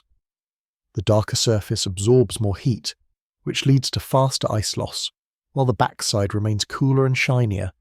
It is as though the moon is being slowly painted by its environment. Iapetus also follows an unusual orbit, tilted about 15 degrees compared to Saturn's equator. This sets it apart from Saturn's other major moons, and suggests it may have gone through a very different development process. Perhaps the most eye-catching aspect of Iapetus is the ridge that runs along its equator, a raised line of mountains, circling nearly half of the moon's surface. In some places, this ridge climbs as high as 20 kilometers, giving the moon its distinctive walnut-like shape. No other large moon has anything quite like it. Scientists have proposed several explanations, but none have been proven. One idea is that the ridge formed from the remains of a ring that once orbited Iapetus, and eventually collapsed onto the equator. Another suggests the ridge came from tectonic activity within the moon during its early life. A third possibility is that the bulge is a leftover feature from a time when Iapetus spun faster. The fact that the ridge is old and covered in craters means it has not changed much in ages, suggesting that the moon has seen very little geological activity since it formed. Unlike other icy moons such as Enceladus or Europa, Iapetus shows no current evidence of internal motion. Its surface is quiet, yet rich in contrast both in colour and structure. Iapetus also has an odd rotation cycle. It takes around 79 Earth days to spin once on its axis, the same time it takes to orbit Saturn. This means it always shows the same face to the planet, a phenomenon known as tidal locking. This condition contributes to the uneven heating and lighting of its surface. The Cassini spacecraft, which passed by in the early 2000s, provided the most detailed pictures of Iapetus we have ever seen. Those images showed fine details within the dark region, including landslide formations, ridges, and erosion patterns. Even though Iapetus appears geologically inactive today, its surface tells a tale of billions of years shaped by cosmic strikes and thermal changes. The brightness contrast between its two sides is among the strongest seen on any moon, offering a rare chance to study how reflectivity and temperature affect surface evolution. It also demonstrates how outside forces, like dust falling from other moons, can significantly alter how a celestial body looks. Iapetus has no air, no subsurface ocean, and no signs of current internal changes, yet it remains one of the most intriguing objects in Saturn's orbit because of its strange shape and behaviour. It is not active like some of Saturn's other moons, but it presents a story of contrast and quiet evolution. If space agencies send more missions to the Saturn system, Iapetus could be a prime candidate for comparison. Half dark, half light, with a massive ridge dividing its body, Iapetus is a frozen mystery slowly circling at the edge of Saturn's domain. Then there is Mimas, another of Saturn's moons, known for its similarity to the Death Star from Star Wars. Mimas is much smaller, measuring just about 396 kilometers across, but its standout feature is impossible to miss: the Herschel crater. This huge impact scar stretches across 130 kilometers, nearly a third of the moon's total width. Its size and placement make Mimas resemble a fictional space station, and the comparison is not far off. The crater is deep, its edges steep, and at its centre stands a peak that rises about 6 kilometers from the floor. Experts believe the impact that caused it nearly broke the moon apart. Just a bit more force, and Mimas could have been shattered completely. That powerful collision left more than a visible mark. It may have reshaped how the moon behaves from the inside out. Most of Mimas's surface is covered with craters, and there is no sign of volcanic or tectonic activity. It is considered geologically inactive, made mostly of frozen water with a small fraction of rock. Like many small moons, Mimas does not generate enough internal heat to stay active. But something strange happened in 2010. Researchers studying how Mimas spins noticed that it was wobbling more than expected, a movement known as libration. This suggested that something inside Mimas was not quite right. It could be an irregular core or possibly a hidden ocean beneath its icy shell. Either possibility would be surprising, as Mimas had always been seen as simple and frozen. Later studies were inconclusive. If there is liquid water beneath the surface, it must be buried under a thick, solid layer of ice, since there are no visible cracks, geysers, or other signs of water movement like those seen on Europa or Enceladus. Some researchers now lean toward the idea that the wobble is caused by an uneven core instead of a liquid layer. Mimas is very close to Saturn, and sits deep within its gravitational influence. The tidal forces are strong but not quite powerful enough to melt the interior. The moon is stuck in a fragile zone, not far enough to escape Saturn's pull, yet not close enough to generate inner heat. Mimas is also tidally locked, always facing the same direction towards Saturn. Combined with its nearly circular orbit, this limits the kind of friction that could warm its core, keeping it frozen and quiet. But when the Herschel crater was created, it may have thrown things off. That impact could have temporarily shifted how Mimas spun or caused internal cracking. Some scientists think the impact might have briefly melted parts of the interior, enough to form fractures or soft ice flows. But today, none of those signs are obvious. One side of Mimas is dominated by that massive crater, while the rest is quiet and cold, its features locked in place over the ages. Despite its size, Mimas plays a role in Saturn's ring system. Its gravity helps create and maintain gaps and wave patterns in the rings, especially the well-known Cassini division. This influence extends far even though Mimas itself is outside the main ring plane. Its pull shapes how ring particles behave. It also affects the orbits of nearby moons like Tethys and Enceladus. Scientists study Mimas to better understand how moons interact with each other and with planetary rings. Although Mimas does not change much on its own, it helps shape everything nearby. No landers have ever visited Mimas, and since Cassini's flybys, we have not studied it up close again. Yet the idea of a secret ocean or an uneven interior keeps scientists curious. One day a future mission may return, not just to explore its huge crater, but to unlock the quiet mysteries it still hides deep inside. Mimas often gets brushed off as nothing more than a chunk of frozen water with a giant dent, but beneath its plain exterior it might be hiding unexpected features. That massive impact that defines it may have nearly broken it apart, or maybe it briefly stirred something within. Either way, Mimas stands as one of the most peculiar small moons in Saturn's family. Then there is Hyperion, a moon of Saturn that spins with no rhyme or reason, and looks like it is made of hardened foam. It stands out not because of its orbit or ingredients, but due to how it rotates and its unusually porous build. The Moon has an uneven shape, about 270 kilometers across, and looks like a worn sponge or pumice stone. Unlike most natural satellites that settle into stable, predictable spins, Hyperion whirls through space with no fixed direction. This strange motion is due to its lumpy shape, lightweight body, and slightly off-center orbit. Since the Moon is not round, but more of a distorted ellipsoid, its balance point keeps shifting. Small gravitational tugs, especially from the nearby giant Titan, throw it further off course. Because of this, Hyperion's spin does not repeat. It has no fixed rotation pattern, meaning every time you see it, it looks different. If a spacecraft passed it once, and then again, it would find a completely different side facing it each time.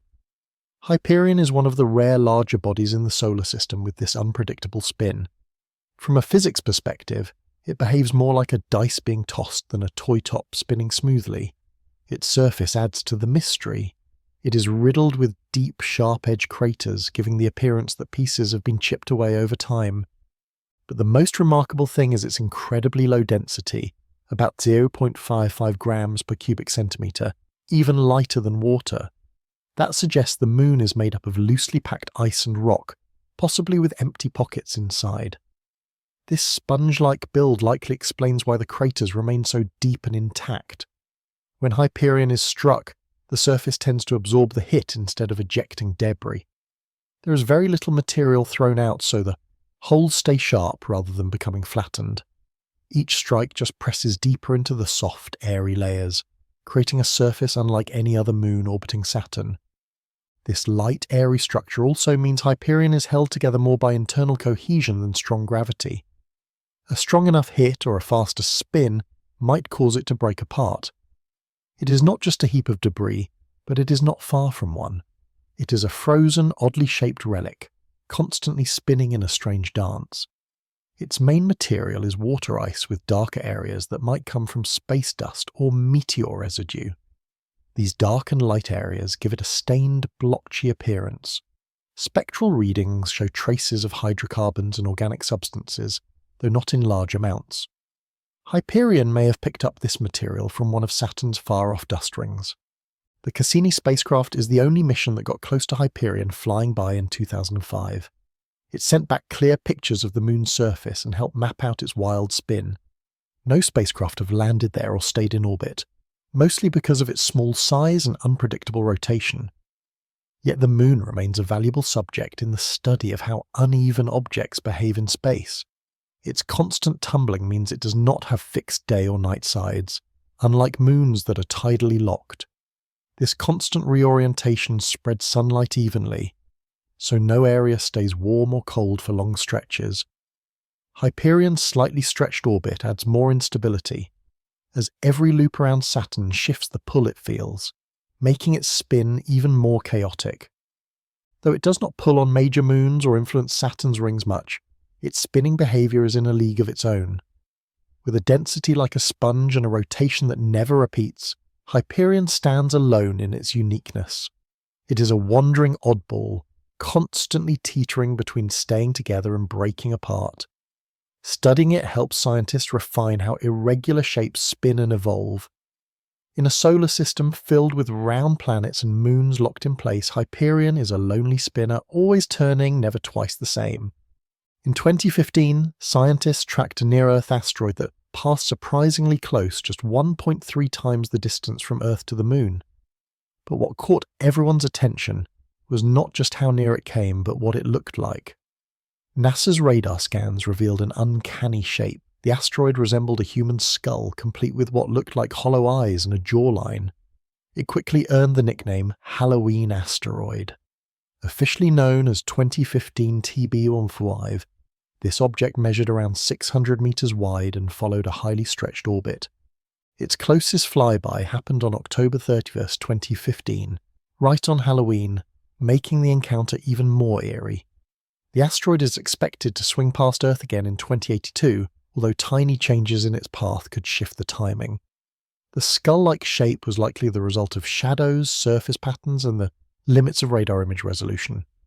Still, the resemblance was strong enough to make headlines worldwide. Unlike most space rocks, TB145 had a slightly flattened front and sunken features that gave it a ghostly profile, perfect for the season and for science outreach. Even more curious, this asteroid may not be an ordinary one at all. Studies of its light signature suggest it could be a dead comet, a former comet that has lost all its gases and ice after many trips around the Sun. Without its signature glowing tail or vapour, it now acts like an inert rock. This change represents the final stage of a comet's life. Its surface is extremely dark, reflecting only about 3 to 6% of sunlight, making it one of the darkest known objects that orbits close to Earth. That low brightness made it tough to find. It was not even spotted until 21 days before it flew by. This late discovery highlighted how exposed we are to small, fast-moving visitors from space. Although TB145 is categorized as a potentially hazardous asteroid because of its size and closeness to Earth, its orbit has been studied carefully, and it poses no current risk. Still, the fact that it showed up so quickly and so near sparked serious discussions about how well we are tracking these kinds of space objects. During the 2015 pass, TB145 was studied with both radar and visible light telescopes. The Arecibo Observatory's powerful radar revealed detailed images of its shape and spin. The asteroid turns about once every 5 hours, and its rough shape may have been caused by past impacts or surface loss during its days as a comet. When it returned in 2018, it passed by farther away and did not provide the same level of detail, but the skull nickname stuck, and the asteroid entered public imagination. It is now used in educational programs and outreach events, a reminder that sometimes nature creates shapes that look startlingly familiar. The case of TB145 also exposed blind spots in how we detect asteroids. Its approach came from an angle that Earth's regular telescope networks were not watching closely, showing the need for better sky monitoring, especially for objects coming in from unexpected directions. It was not close in a dangerous sense, but it came close in terms of how little time we had to react. It became a scenario for emergency training. How would we respond if a larger rock came on a similar path? TB145 gave experts a real example to test tracking systems, response plans, and communication strategies. Though harmless, it was the perfect practice case. While there are many oddly shaped asteroids in space, few resemble a skull as clearly as TB145. It does not emit any eerie sounds or lights, but it arrived on Halloween looking like something from a horror movie. Whether shaped by heat, time, or random impacts, this asteroid reminds us that space is not always faceless. Occasionally it looks back at us. It resembles a chaotic mix of disjointed landscapes pieced together without any clear order. Steep cliffs, jagged ridges, deep valleys, and overlapping craters all meet at angles that make little sense. The surface looks like a frozen quilt of different geologies stitched into one. When Voyager 2 passed by Miranda in '86, it captured only partial imagery of the terrain, but even that partial glimpse astonished scientists. It revealed a bizarre blend of surface areas, some clearly ancient and pocked with craters, while others appeared surprisingly smooth and much newer. It gave the impression that Miranda had once been torn apart and then somehow fused back together again. Among its standout landmarks is Verona Rupes, a staggering cliff that rises close to 20 kilometers in height, ranking it as one of the tallest known cliffs anywhere in the solar system. A fall from that height, even with Miranda's gentle gravity, would take around 10 full minutes to reach the bottom. Structures of this magnitude are highly unusual on small moons. Miranda seems to defy expectations when it comes to what such a tiny moon should be capable of. Its surface also displays massive oval patterns called coronae, which consist of raised ridges and troughs. These features seem to mark places where the icy crust was stretched and reformed, perhaps due to ancient tectonic shifts or internal movements. The way these younger features overlay more heavily cratered older surfaces adds to the puzzle. It feels as if Miranda is layered with multiple histories, all visible at once. The formation of such strange features remains a topic of ongoing scientific discussion. One leading idea proposes that Miranda experienced a devastating impact that shattered it, and that gravity then pulled the broken pieces back into a moon, but not in their original order, resulting in its disordered look. Another possibility suggests the surface was reshaped over time by bursts of internal heating that melted and reformed the crust in different episodes. So far, no single explanation has been proven. Despite being only about 470 kilometers wide, Miranda shows a geological complexity more commonly associated with far larger worlds. This level of activity is rare among smaller moons, which usually become frozen and geologically quiet early in their lives. Miranda challenges that assumption and hints that small icy bodies can store and release energy in ways we did not fully expect. That energy might have come from the strong gravitational influence of Uranus. Miranda orbits close enough to experience varying tidal forces from the planet, with the stretching and compressing possibly generating enough heat inside to partially melt its interior and cause surface changes. If this is true, Miranda would be yet another example of a moon reshaped by tidal energy. What makes Miranda even more intriguing is its orbit. It is tilted by about 4.3 degrees compared to Uranus's equator. This strange tilt might have intensified its tidal experiences in the past and added more strain to its inner structure. It also raises the possibility that Miranda once interacted more chaotically with other Uranian moons. Though its current path is stable, it is not a perfect circle, so it continues to experience some degree of tidal stress, though not enough to produce new surface activity today. What we are looking at now may be the preserved remains of earlier chaos, evidence of a once active moon that is now dormant. Since Voyager 2, no mission has returned to Miranda, so our knowledge remains limited. If higher quality imaging or advanced sensors could examine it more closely, we might find out whether its various formations are made of ice, rock, or a mix of both. That information could unlock deeper understanding about how such a small object could develop such diverse terrain. Miranda could hold vital clues about how moons formed in the Uranus system.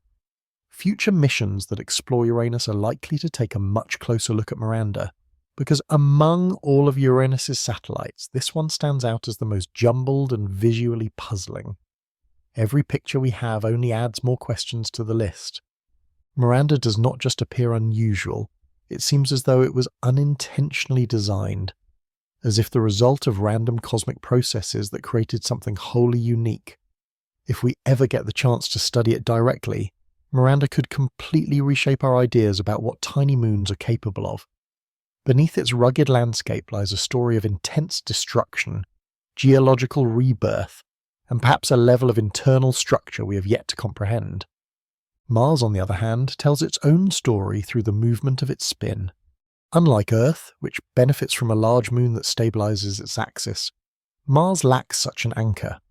Instead, its tilt wobbles over time. The angle at which it rotates in relation to its orbital path changes significantly over long timescales, sometimes as little as 10 degrees, other times reaching up to 60 degrees. This ongoing shift is more than just a detail in planetary mechanics, it alters the climate in deep ways. These variations are influenced by the gravity of the Sun and other massive planets, especially Jupiter.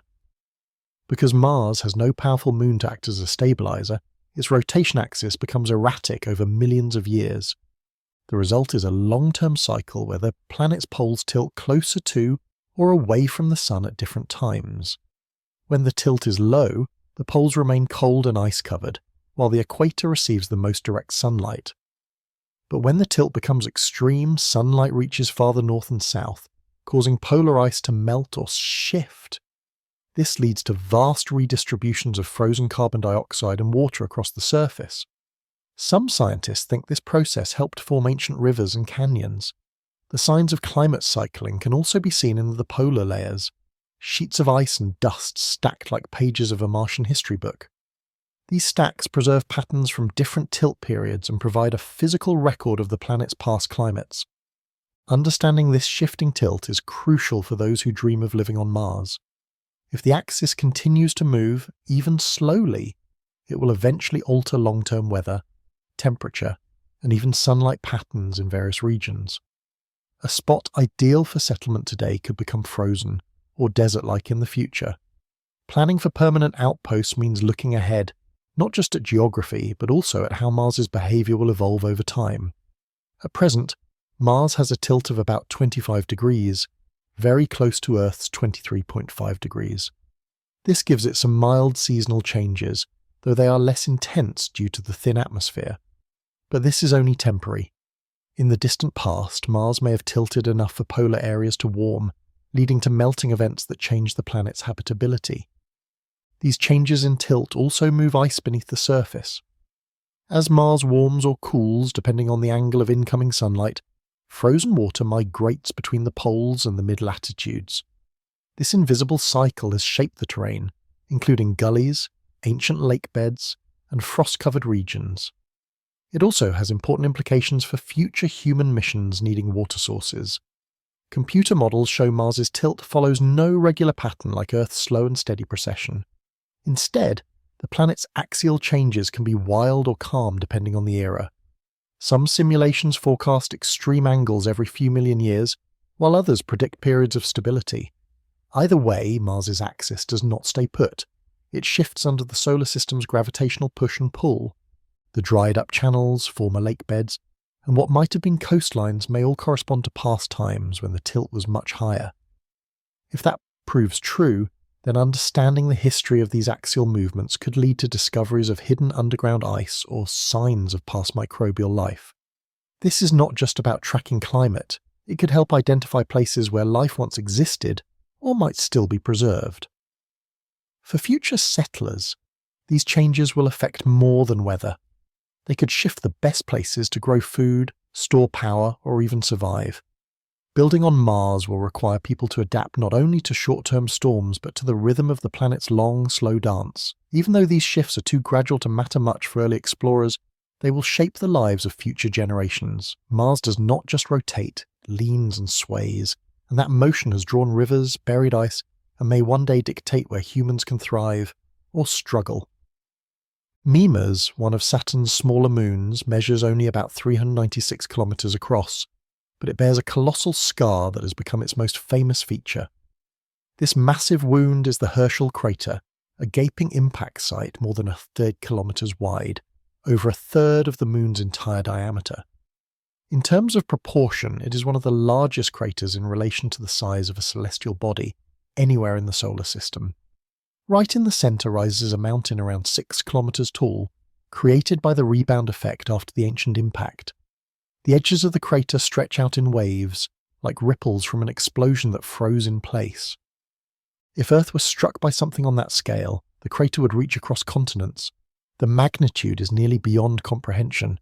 It looks like the moon was almost torn in two. The event that formed Herschel was likely powerful enough to nearly destroy Mimas entirely, but it barely held together. Evidence of the force of that collision can be seen on the other side of the moon, where deep cracks appear not just on the surface but throughout the moon's structure. These fractures suggest that the shock from the impact travelled through the whole body, leaving lasting damage. Surrounding Herschel, the surface is peppered with smaller craters, a sign that Mimas has endured many hits over time. But none came close to matching the violence or significance of that single catastrophic event, which left a permanent mark on the moon's shape and history. Some scientists think the big crater on Mimas may be doing more than just sitting on the surface. It could be affecting the moon's stability deep inside. This is not just any crater, it is a wound that defines what Mimas is. The fact that Mimas was not destroyed by the impact makes researchers wonder what it is made of. If the moon had been made of softer material or had a weaker structure, the force of the impact might have completely torn it apart. But somehow it managed to stay together, just barely. That makes Mimas a special case of almost being broken but surviving. Even though it looks badly damaged, Mimas is quiet today. There are no signs of volcanoes, no shifting ground, and no underground oceans like some of Saturn's other moons. It looks frozen in time, with the huge crater still standing at its centre like a monument. But some experts believe Mimas might still be hiding surprises under its surface. There is a chance that it could have a hidden ocean. If that is true, the same impact that created the crater might have changed its insides in a way that trapped heat or made it easier for warmth to build up. Nothing has been confirmed yet, but new studies that look at the way Mimas wobbles during its orbit suggest there could be something happening inside.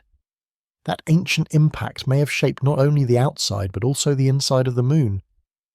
To many people, Mimas looks like the Death Star from the Star Wars movies, a comparison that has become popular over time, but this is more than just a visual joke.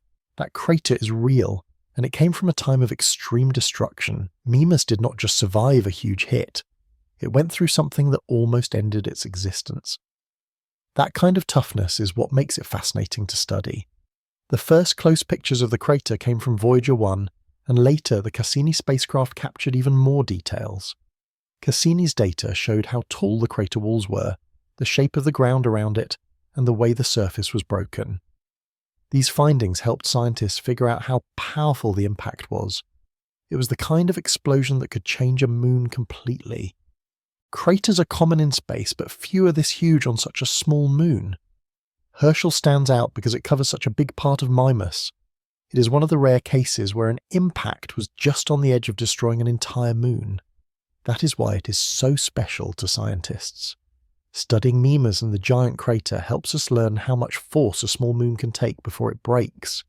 It also helps us understand how different materials can help a moon survive after a big hit. This can even teach us how to protect planets from incoming space rocks. Mimas may seem calm now, but it carries the quiet story of one of the worst impacts a moon could take. In a solar system full of smooth moons and icy geysers, Mimas just sits there, with one giant frozen wound. Herschel is more than just a hole in the ground. It is a reminder of a violent past and a survival story that almost ended in destruction. Phobos, the bigger of Mars's two moons, is not going to last. It is slowly moving closer to Mars every year, about 1.8 centimeters. At this rate, in around 30 to 50 million years, Phobos will be too close. When that happens, Mars's gravity will break it apart. The moon will not crash into the planet. It will be torn to pieces and become a temporary ring around Mars. This is caused by what scientists call tidal forces. Since Phobos goes around Mars faster than Mars turns, it is pulled and stretched. It is losing energy and dropping lower. While our moon is moving away from Earth, Phobos is doing the opposite. That makes it rare among moons. This might sound like a long time, but in terms of space history, it is quite fast. When Phobos gets close enough, it will cross what is called the Roche limit, the point where Mars's gravity becomes too strong for the moon to stay whole. It will start breaking apart, with rocks and dust floating into Mars's orbit. These pieces could form a ring around the planet.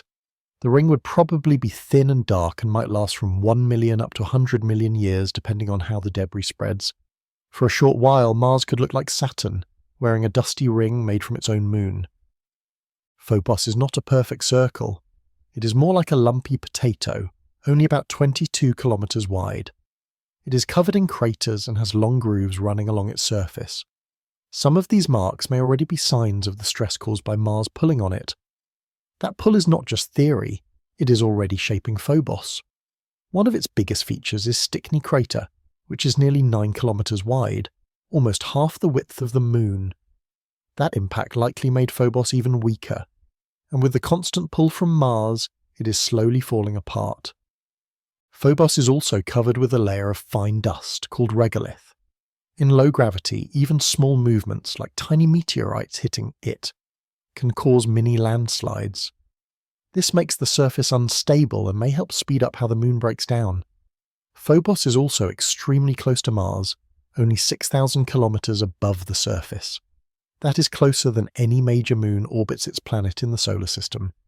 It moves so fast that it crosses the sky on Mars in just over 4 hours, passing by more than once a day.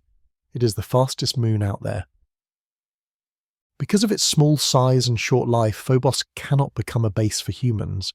Its gravity is too weak, and it will not be around forever. But it might still be useful. Scientists have thought about using it as a stopover point or a place to collect materials before it is gone. A mission from Japan called Martian Moons Exploration, MMX, is being planned to visit both Phobos and its sibling Deimos. It will collect samples from the surface and try to learn more about where these moons came from. Are they old pieces of Mars or captured asteroids? Understanding their insides will help predict what happens when Phobos breaks apart. One day, Phobos will be gone, but before that happens, it will leave behind a ring that changes how Mars looks and behaves. This is not a dramatic crash, it is a quiet fall caused by gravity. Phobos is not just falling, it is transforming. It will go from a moon to a ring, and this slow process has already started. The dwarf planet Maker, located far away in the Kuiper belt, is already unique because it is bright, cold, and has no real atmosphere. But scientists are puzzled by something else. It changes colour. Over the years, observations have shown that its surface colour and how much light it reflects seem to change, and no one knows exactly why. It is like Make is slowly painting over itself without any clear reason. Normally, colour changes in space happen because of seasons, weather, or air movement, but Make has almost no atmosphere and its temperature is extremely cold, near absolute zero. That is far too cold for the kind of activity we see on other planets. Still, the dwarf planet's surface changes colour. Sometimes it looks more reddish-brown and other times it becomes lighter. One possible reason might be that its surface has icy materials like methane and nitrogen. These can change between gas and solid depending on how close Make is to the Sun in its long, stretched orbit. As it moves closer, tiny frost layers could form or disappear, changing the surface's look. But the timing does not quite match the changes we have seen. Studies of the surface using special light tools have shown that Make has frozen methane and ethane. These chemicals react to radiation from space and sunlight.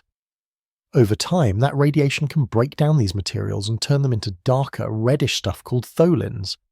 That could explain why the surface sometimes gets darker. However, Make sometimes becomes brighter, not just darker. That suggests that new, shiny material might be appearing, maybe because of impacts from space rocks or unknown resurfacing processes like cryovolcanism, where icy stuff erupts like lava. But scientists have not confirmed anything like that happening on Make yet. It behaves like it is active, but we have not seen proof of it moving or changing. Space telescopes like Hubble have watched these changes closely, tracking how much light Make reflects. These changes are not mistakes.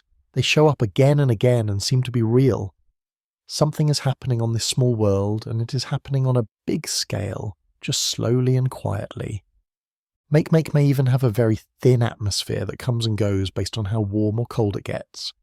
But more data is needed to know for sure. This change is temporary and very hard to see, but it might be enough to slightly change how the surface looks. Even a tiny atmosphere that freezes and melts again could move surface frost around. Make spins fairly quickly for a dwarf planet, just under 8 hours, but we do not see any clear changes in brightness during one full spin. That means the colour change is not just coming from one spot on the surface turning in and out of view. It looks like the entire surface might be changing at once. This makes the mystery more complicated because it is not about land features, it is something deeper. The discovery of a small moon orbiting Make makes things even more interesting. That moon might be pulling on Make a little, causing some stress inside. Or its own surface might reflect light in a way that affects what we see. It is not very likely, but a few scientists have thought about whether the moon's pull could be part of the reason for the colour changes. The brightness of Make is also important for finding and understanding other dwarf planets. If these distant objects are more active than we expected, then the outer part of the solar system may be more alive than we thought. Each one could be changing slowly, with its own type of hidden weather. Make may be just the clearest example so far. This whole mystery is making astronomers rethink what they believed about frozen objects in space. Are these far-off icy worlds really lifeless? Or do we just not have good enough tools to notice how they change? Make gives us a rare opportunity to see how a frozen world can slowly evolve over time, even in the deepest parts of space. We are only beginning to understand this. The truth is, no one knows exactly why Make changes colour, but whatever is happening, it is taking place on a frozen rock billions of kilometres away from Earth, and we are able to watch it unfold one small image at a time. One of the brightest objects in space, shining like smooth clean ice, is Saturn's moon Enceladus. It reflects more sunlight than any other object in the entire solar system, more than even fresh snow. This incredible brightness is not just for looks. It tells us something important about what is going on above and below its surface. Enceladus is covered in very clean, fine ice that keeps renewing itself. This is not old, worn-down ice that has been hit by space dust for ages. Instead, geysers spray water and icy particles out from the South Pole, reaching far into space. Much of that material falls back down, coating the surface in fresh, shiny frost. Because of this ongoing cycle, the surface always looks bright and smooth. That is what gives Enceladus its mirror-like shine, even when viewed from millions of kilometers away. This process of constantly refreshing its surface is what makes it so different from other darker moons. Cassini spacecraft confirmed this high level of brightness during several flybys. Not only was the reflection very even across the surface, but it also matched with signs of geological activity. The geysers shoot out water vapor, salt, ice grains, and organic materials. These things not only make the surface shiny, but also suggest that there is a liquid ocean beneath the icy crust. Most surfaces in space become darker over time because of space weathering. But Enceladus does not follow that pattern. Its geysers keep giving it a fresh, clean coat of ice. It is one of the few places where brightness means something is actively happening now, not just frozen in time. Being so reflective also means Enceladus stays colder because it sends away most of the sunlight. That helps it keep its inner heat longer, so the shiny surface and the warmth inside help each other continue. As long as the geysers keep erupting, Enceladus stays bright and active. The light coming from Enceladus even spreads beyond the moon itself. The geysers feed Saturn's E-ring, and the sunlight bouncing off that ring can affect nearby moons and their movements. Enceladus does not just reflect light, it adds glowing material to its part of space. This brightness also makes it easier to spot in photos. However, it can make some measurements harder, because the intense light can overwhelm the cameras. Scientists have to adjust their tools carefully to get clear data from such a shiny surface. Enceladus is very different from other icy moons. Most of them are dim and grey. Enceladus looks like a glowing beacon. That makes it interesting not just to look at, but to study. Some models show that if the geysers ever stop, the moon will slowly grow darker and colder. So the brightness is not something permanent. It is a sign that something is happening inside. The moment the eruptions stop, the shine would fade. This glowing surface is not just pretty, it is proof that the moon is alive in its own way. Enceladus is not just a moon with icy jets. It is a bright signal showing us that there is still active change going on. One asteroid named 200184 is spinning so quickly that it is slowly breaking apart. It is close to Earth in space and only about 650 meters wide, but it turns all the way around every 29 minutes. That is one of the fastest spins ever seen in space. It is spinning so fast that loose material on the surface is being thrown outward, and the asteroid is close to falling apart. It is basically tearing itself up just by rotating. Most space rocks this size spin once every few hours. Going much faster usually means the object would not stay together unless it's a solid chunk of rock. But 200184, also called OE84, does not seem to be solid. It might be made of lots of smaller pieces loosely held together, like a pile of rubble. That makes it easy to break. Studies suggest it has already started losing small pieces into space. These could turn into a thin dust trail or a weak cloud around it. If the spin keeps getting faster, which could happen because of sunlight pressure, a process called the Yorp effect, then the asteroid might fall apart completely in a few decades or centuries. The Yorp effect works slowly but steadily. Sunlight hits the asteroid unevenly, creating tiny pushes over time. These add up and spin it faster.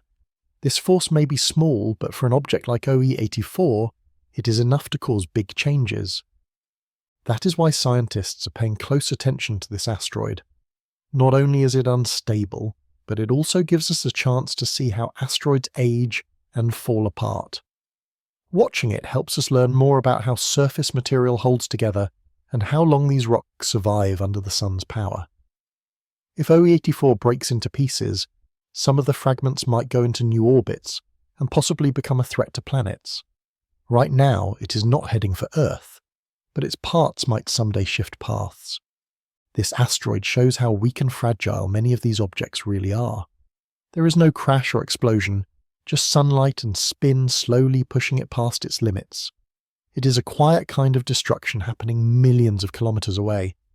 Some experts think OE84 could end up creating a smaller companion, forming a pair of asteroids. Others believe it will just fall apart into dust and drift away. Either way, it is changing in a way that cannot be reversed. Studying space rocks like this one is also useful for future missions. If we ever send a spacecraft to OE-84, it will need to deal with loose debris floating nearby, not a solid surface. This shows that not all asteroids are firm or stable. Many are changing all the time. Other fast-spinning space rocks have been discovered, but OE-84 is one of the most extreme examples. It is on the edge of what physics allows, a rock in space spinning toward its own destruction. We do not always get to watch something like this fall apart in real time. There is no fire or loud crash, just speed, silence, and a slow unravelling. There is also the small moon Enceladus, known for shooting ice and vapour high above its surface. This Saturnian moon sprays icy jets from cracks near its south pole, and some of that material reaches up to 500 kilometres into space. These plumes add ice to Saturn's E-ring and have been going on for years, maybe even longer. Cassini first saw them in 2005, and they continued throughout the mission. The jets come from long, deep cracks known as tiger stripes. These areas stay warmer than the rest of the frozen surface. That warmth probably comes from the moon being pulled and stretched by Saturn's gravity, which keeps the inside moving. Even though the geysers are powerful, the moon does not seem to be running out of water.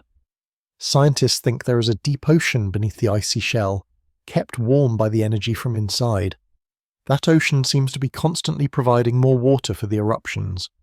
Some of the water goes into space, but a lot falls back down, keeping the cycle going.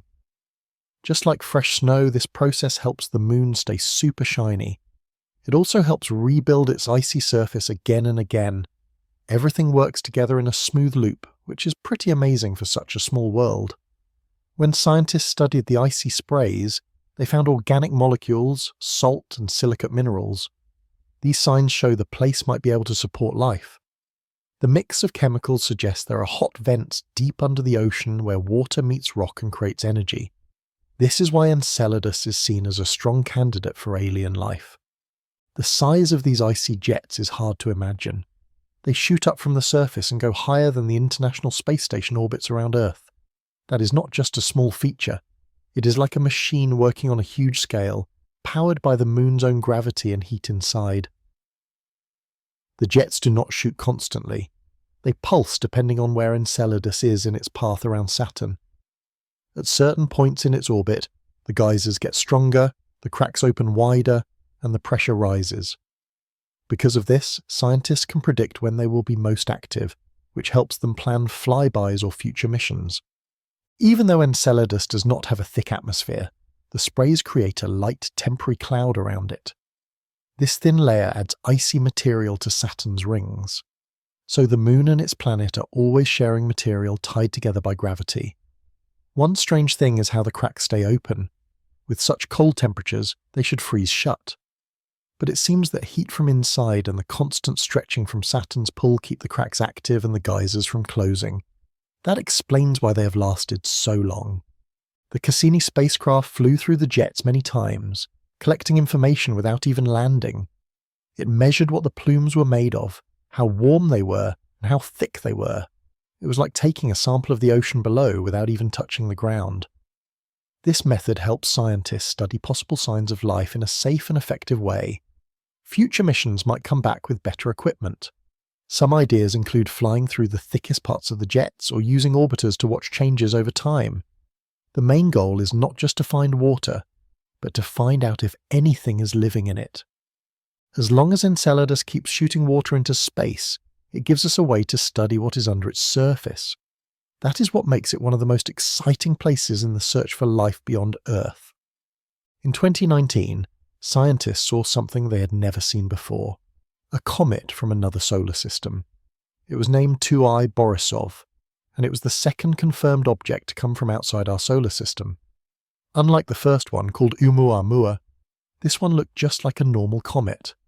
It had a glowing cloud and a tail of gas and dust. It was clearly active as it passed by the sun. Borisov came from beyond the sun's pull, moving on a path that showed it was not coming back.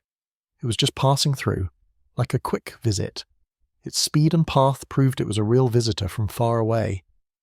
What amazed scientists even more was how normal it seemed. Unlike the strange shape and movement of Oumuamua, Borisov behaved like a comet we might find in our own solar system. It had a center, a cloud around it, and a tail. That was surprising because it meant that other solar systems might make icy objects just like ours. When scientists studied its light, they found a lot of carbon monoxide and cyanide, materials also found in comets from our solar system's outer edge. This showed it probably formed far from its star, just like our comets do.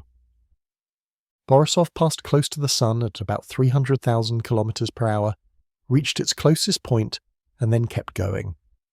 The Sun's gravity could not catch it, and no planet came close enough to change its path. It came in, made a curve, and flew back out into space. It was like a ghost, here one moment and gone the next. We were very lucky to spot it. These objects are tiny, dark, and fast. Catching one with a telescope is like trying to spot a flying bullet. Now that we have seen 2 such visitors in just a few years, some scientists believe these interstellar travelers may be more common than we once thought. Some researchers are even planning spacecraft that could chase down a future one. A mission like Project Lyra wants to send a fast probe to meet one of these objects. If that ever happens, we could one day touch something that came from another star system, a piece of another world with clues about how planets form elsewhere. Borisov reminds us that space is not closed off. Matter moves from star to star. Ice, rock, and dust drift across space, carrying traces of old planets, and maybe even the building blocks of life. Our solar system is not alone. It is part of a much bigger flow of cosmic material. Borisov visited and left. It did not crash, it was not pulled in, and it did not stop, just passed through sunlight and vanished into the darkness again. It was a reminder that not everything we see in the sky belongs to us. Another amazing object is a dwarf planet named Haumea, which spins faster than any large body in the solar system. It completes a full turn every 4 hours. That is extremely fast for something more than 1/400 kilometers long. Because of its spin, it does not look round like most planets. Instead, it has been stretched out into the shape of a football. Its fast rotation has made it longer at the sides and shorter at the top and bottom. This unusual shape makes it harder for scientists to understand what is inside. They believe the shape is steady for now, but not very strong. It is like a frozen balancing act. The spinning also causes weird gravity around the middle. Things weigh a bit less there compared to the poles. If it spun just a little faster, it might fall apart. It is at the very edge of what a spinning object can handle before it breaks. How did it get this way? One idea is that a huge impact long ago hit Haumea, knocking off outer layers and making it spin super fast. This theory is supported by the fact that other icy objects in similar orbits might be pieces of the same event. Haumea also has 2 small moons. They might have formed from that same crash. The way they orbit helps confirm how fast Haumea spins and how heavy it is. Another surprise came in 2017 when scientists discovered a ring around it. Haumea is one of the only dwarf planets with rings. These rings are close to the surface and might be held in place by the fast spinning, or they could be left over from the ancient impact. No matter how they form, they add to the mystery. Haumea's surface is covered in crystal ice, which is strange in such a cold place. This might mean there is some heat coming from inside. It could be from the pull of the moons or from the leftover energy of the old crash. That would make Haumea more active than we thought. Watching it is hard because it spins so fast that the brightness changes quickly. But these changes help scientists learn more about its surface and what is inside. Some researchers believe Haumea might not be solid all the way through. Its fast spinning might let the inside layers shift or move. If it has a soft or liquid center, it could be more like a bunch of icy parts stuck together than a single hard rock. Even though Haumea is one of the strangest objects in the outer solar system, we still do not know much about it. One day, we might send a mission there to learn more. No other dwarf planet spins like Haumea. Its spin, shape, moons, rings, and icy surface all point to a wild history. Yet now it hangs together in space, spinning right at the edge of falling apart. It shows what can happen when rotation pushes a world to its limits. Saturn's moon Hyperion is also very unusual. It does not have a round shape. Instead, it looks like a sponge or a piece of foam. Its density is so low that it is only half as dense as water. If you had a big enough swimming pool, Hyperion could float. Even stranger, if you were inside it, you might not sink. You would drift through a loose mix of frozen dust. Its surface is covered in deep craters and holes. These holes are sharp-edged, which is not normal. When objects crash into Hyperion, the material does not get pressed down. Instead, it just flies away, leaving behind deep pits. The surface of Hyperion does not absorb shock well at all. Because its density is so low, scientists believe it is more like a pile of icy rubble than a solid moon. It is made of loosely connected icy material with many big empty spaces inside. Unlike solid moons, Hyperion does not have enough pressure within to squeeze itself into a tighter shape. That is why it is so fragile and so light. It floats through space like frozen insulation. More than 40% of it is hollow, which is extremely unusual for an object of its size. If you were able to walk on it, your foot would probably sink slowly into soft dust and air pockets, like stepping on crunchy styrofoam. It is not solid rock, and it is not soft ice. It sits somewhere in between. Experts think Hyperion is a leftover from the early days of the solar system. It never melted or changed shape like many other moons. It avoided the heating that shaped others, staying in a kind of frozen, untouched state. It is stuck between being an asteroid and a moon. Its spin is also very strange. Instead of turning in a steady way, Hyperion spins wildly in different directions, without a fixed pattern. This is because it is oddly shaped and pulled by Neptune's bigger moon, Titan. Because of this, no spot on its surface stays pointed at Saturn for long. When the Cassini spacecraft flew by, it took clear pictures that showed how weird its surface really is. Some deep craters look like they go far inside. There is not much erosion or layering, which supports the idea that Hyperion is full of empty space and has an open, delicate structure. Since it has low gravity and is so porous, it cannot hold on to things that hit it. When dust or particles bounce up after an impact, they usually do not fall back. They float off into space. That means the surface keeps getting chipped and never smooths over. It also reflects very little sunlight. Its reflectivity is just 0.3, which makes it darker than you would expect for something covered in ice. This might mean the surface is coated with dark dust from comets or damaged ice caused by radiation. It gives Hyperion a worn, mysterious look. In many ways, it seems like a moon that should not have lasted this long. It is weak, light, and has not been pulled apart by gravity yet. Maybe it survives because of a careful orbit, or maybe it is just lucky. But while it remains, it gives us a view of what frozen disorder looks like. If you ever landed on it, it would not feel like stepping onto solid ground. It would feel more like gently falling into a cloud of ancient frozen dust, barely holding itself together, a ghost left over from the birth of the solar system. One of Neptune's distant moons, called Nereid, moves in a very strange way. Its orbit is so stretched and unusual that it surprises scientists who study how moons normally form. The path it takes around Neptune changes by about 8 million kilometers from its closest point to its farthest. That kind of orbit is not what we usually see. Most moons form from disks of material spinning around their planet, which usually creates circular orbits close to the planet's middle. But Nereid moves in a tilted and stretched out path that takes almost a full Earth year to complete. It swings in and out like a space slingshot. Because of this, many scientists believe Nereid was not born around Neptune. They think it was captured. That would explain why its orbit is so strange. But what no one fully understands is how it survived being pulled in. Most captured objects crash or break apart, but Nereid did not. Some experts believe its arrival is linked to another moon, Triton, which is Neptune's biggest moon and moves in the opposite direction. Some theories suggest that when Triton was caught by Neptune, it shook up the system, scattering or smashing other moons. Nereid may be one of the few survivors of that old destruction. Even with such a wild orbit, Nereid is not small. It is about 340 kilometers wide and it has not broken apart. That means it is strong on the inside and has lasted through a rough history. Still, its behavior is full of puzzles. Its brightness changes in ways scientists do not fully understand. Maybe it is because of how it spins or because of shadows on its surface. Or maybe the way it tilts and turns during its orbit affects what we see. Its light pattern is just as strange as its path. Nereid is also far from Neptune, which raises more questions. The farther a moon is, the more the Sun or other planets can mess with its orbit. But Nereid is still hanging on to Neptune's gravity. When scientists looked at it using infrared, they found its surface was mostly water ice with some dust and darker material. That makes it similar to other oddly shaped moons.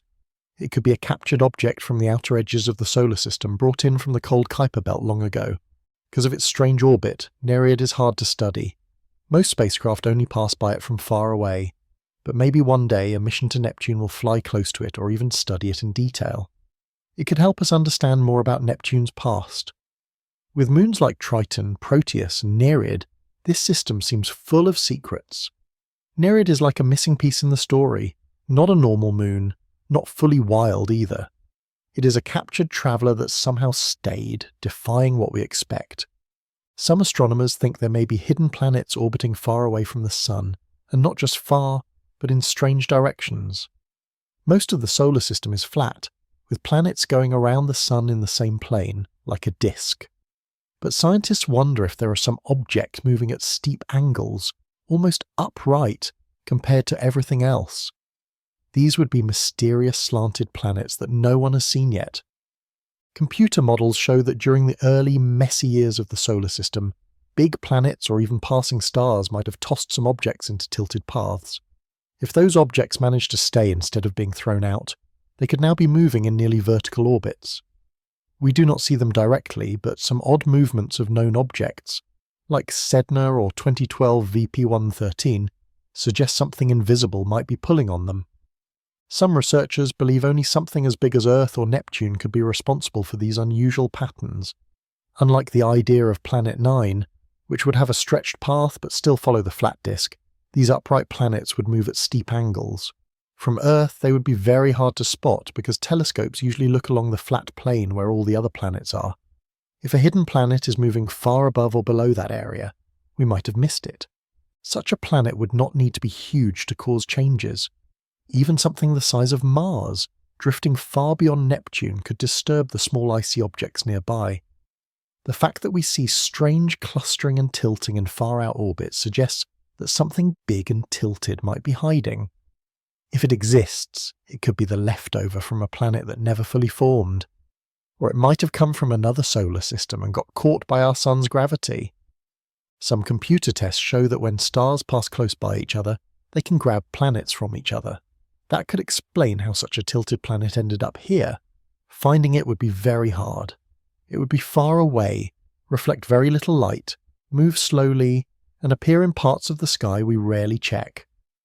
But newer telescopes, like the Vera Rubin Observatory, might be able to find one. If we do discover such a planet, it would change everything. It would show that our solar system is more violent and unpredictable than we believed. It might prove the Sun was born in a tightly packed group of stars where all kinds of gravitational trouble happened. It could even help explain strange long-period comets that come from odd directions. That is why some scientists want to widen the areas we study, not just look along the usual path, but above and below it. If planets like this are out there, they are not just far, they are hidden in plain sight because we are not looking in the right places. It is still just an idea, but it fits many clues. Other solar systems have tilted planets, so why would ours be any different? We might never find it, or we might soon learn that our peaceful-looking solar system hides some big surprises. And finally, Hyperion is not just strange because of its soft surface. It is also one of the only moons that spins in a wild and random way. Unlike Earth's moon, which always shows us the same side, Hyperion spins in a way that is impossible to predict. It never turns the same way twice. This strange behaviour is called chaotic rotation. It is extremely rare in space, especially for a large moon. Hyperion spins in a strange way. Its shape is bumpy and uneven, like a potato, and that makes it hard for it to rotate normally. Because it is not round and gets pulled by nearby moons like Titan, its spin is always changing. It flips, twists and turns without any clear pattern. When Voyager 2 first saw Hyperion, each photo showed a different side. Later, Cassini confirmed it. This moon never shows the same face twice. This kind of spinning is rare and is called chaotic rotation. It happens when an object is oddly shaped, moves in an uneven path, and gets tugged by gravity from other bodies nearby. Hyperion's path around Saturn is not a perfect circle, so the pull of gravity changes during each loop. These small changes throw its spin off balance even more. Even though it moves unpredictably, Hyperion has stayed together for billions of years. That means its shape and center of mass are balanced just enough to keep it from breaking apart. Unlike other moons that always face the same way, Hyperion spreads out the sunlight it gets. This might protect parts of its surface from extreme heat or cold and helps keep craters and ice features intact. Because its movement is so random, it is very hard to plan a landing or orbiting mission. No one can say which side will be facing what direction, but that chaos makes it valuable for scientists. It helps them study how small changes can lead to big differences in space. Hyperion is one of the best natural examples of how unpredictable space physics can be. Now let's talk about something very unique. Asteroids that march with Jupiter like soldiers. These are the Trojan asteroids. Instead of following Jupiter or moving on their own paths, they sit in special spots called Lagrange points. These are places where gravity from the Sun and Jupiter balance perfectly. The Trojans sit ahead of and behind Jupiter, keeping a steady 60-degree distance like guards in a formation. The front group is called the Greek camp, and the back group is the Trojan camp, named after characters in the story of the Iliad. Thousands of asteroids live in these zones. Some are small like pebbles, others are hundreds of kilometers wide. Scientists think these rocks are leftovers from the beginning of the solar system. They might have been caught during Jupiter's movement or just formed where they are now. NASA sent a mission called Lucy in 2021 to explore these space rocks. Lucy will fly by several Trojans to see what they are made of, how they look, and what they can teach us about the early solar system. Some may be full of carbon, some might be metal. This means they could have come from many different parts of space. Even though there are so many Trojans in tight paths, they do not crash into each other. It is like a natural spacing system keeps them safe, just like fish swimming together without bumping. Other planets have similar companions, Earth, Mars, and Neptune, but Jupiter's are the biggest and oldest. These special zones, the Lagrange points, are also useful for us. Space missions sometimes use them to park telescopes or satellites. For example, the James Webb Space Telescope is placed at Earth's L2 point. The Trojan asteroids are a natural version of this trick, showing us how space can create balance all on its own. If you enjoyed this journey through Space Wonders, do not forget to like the video, subscribe to the channel, and leave a comment below where you are watching from. Good night.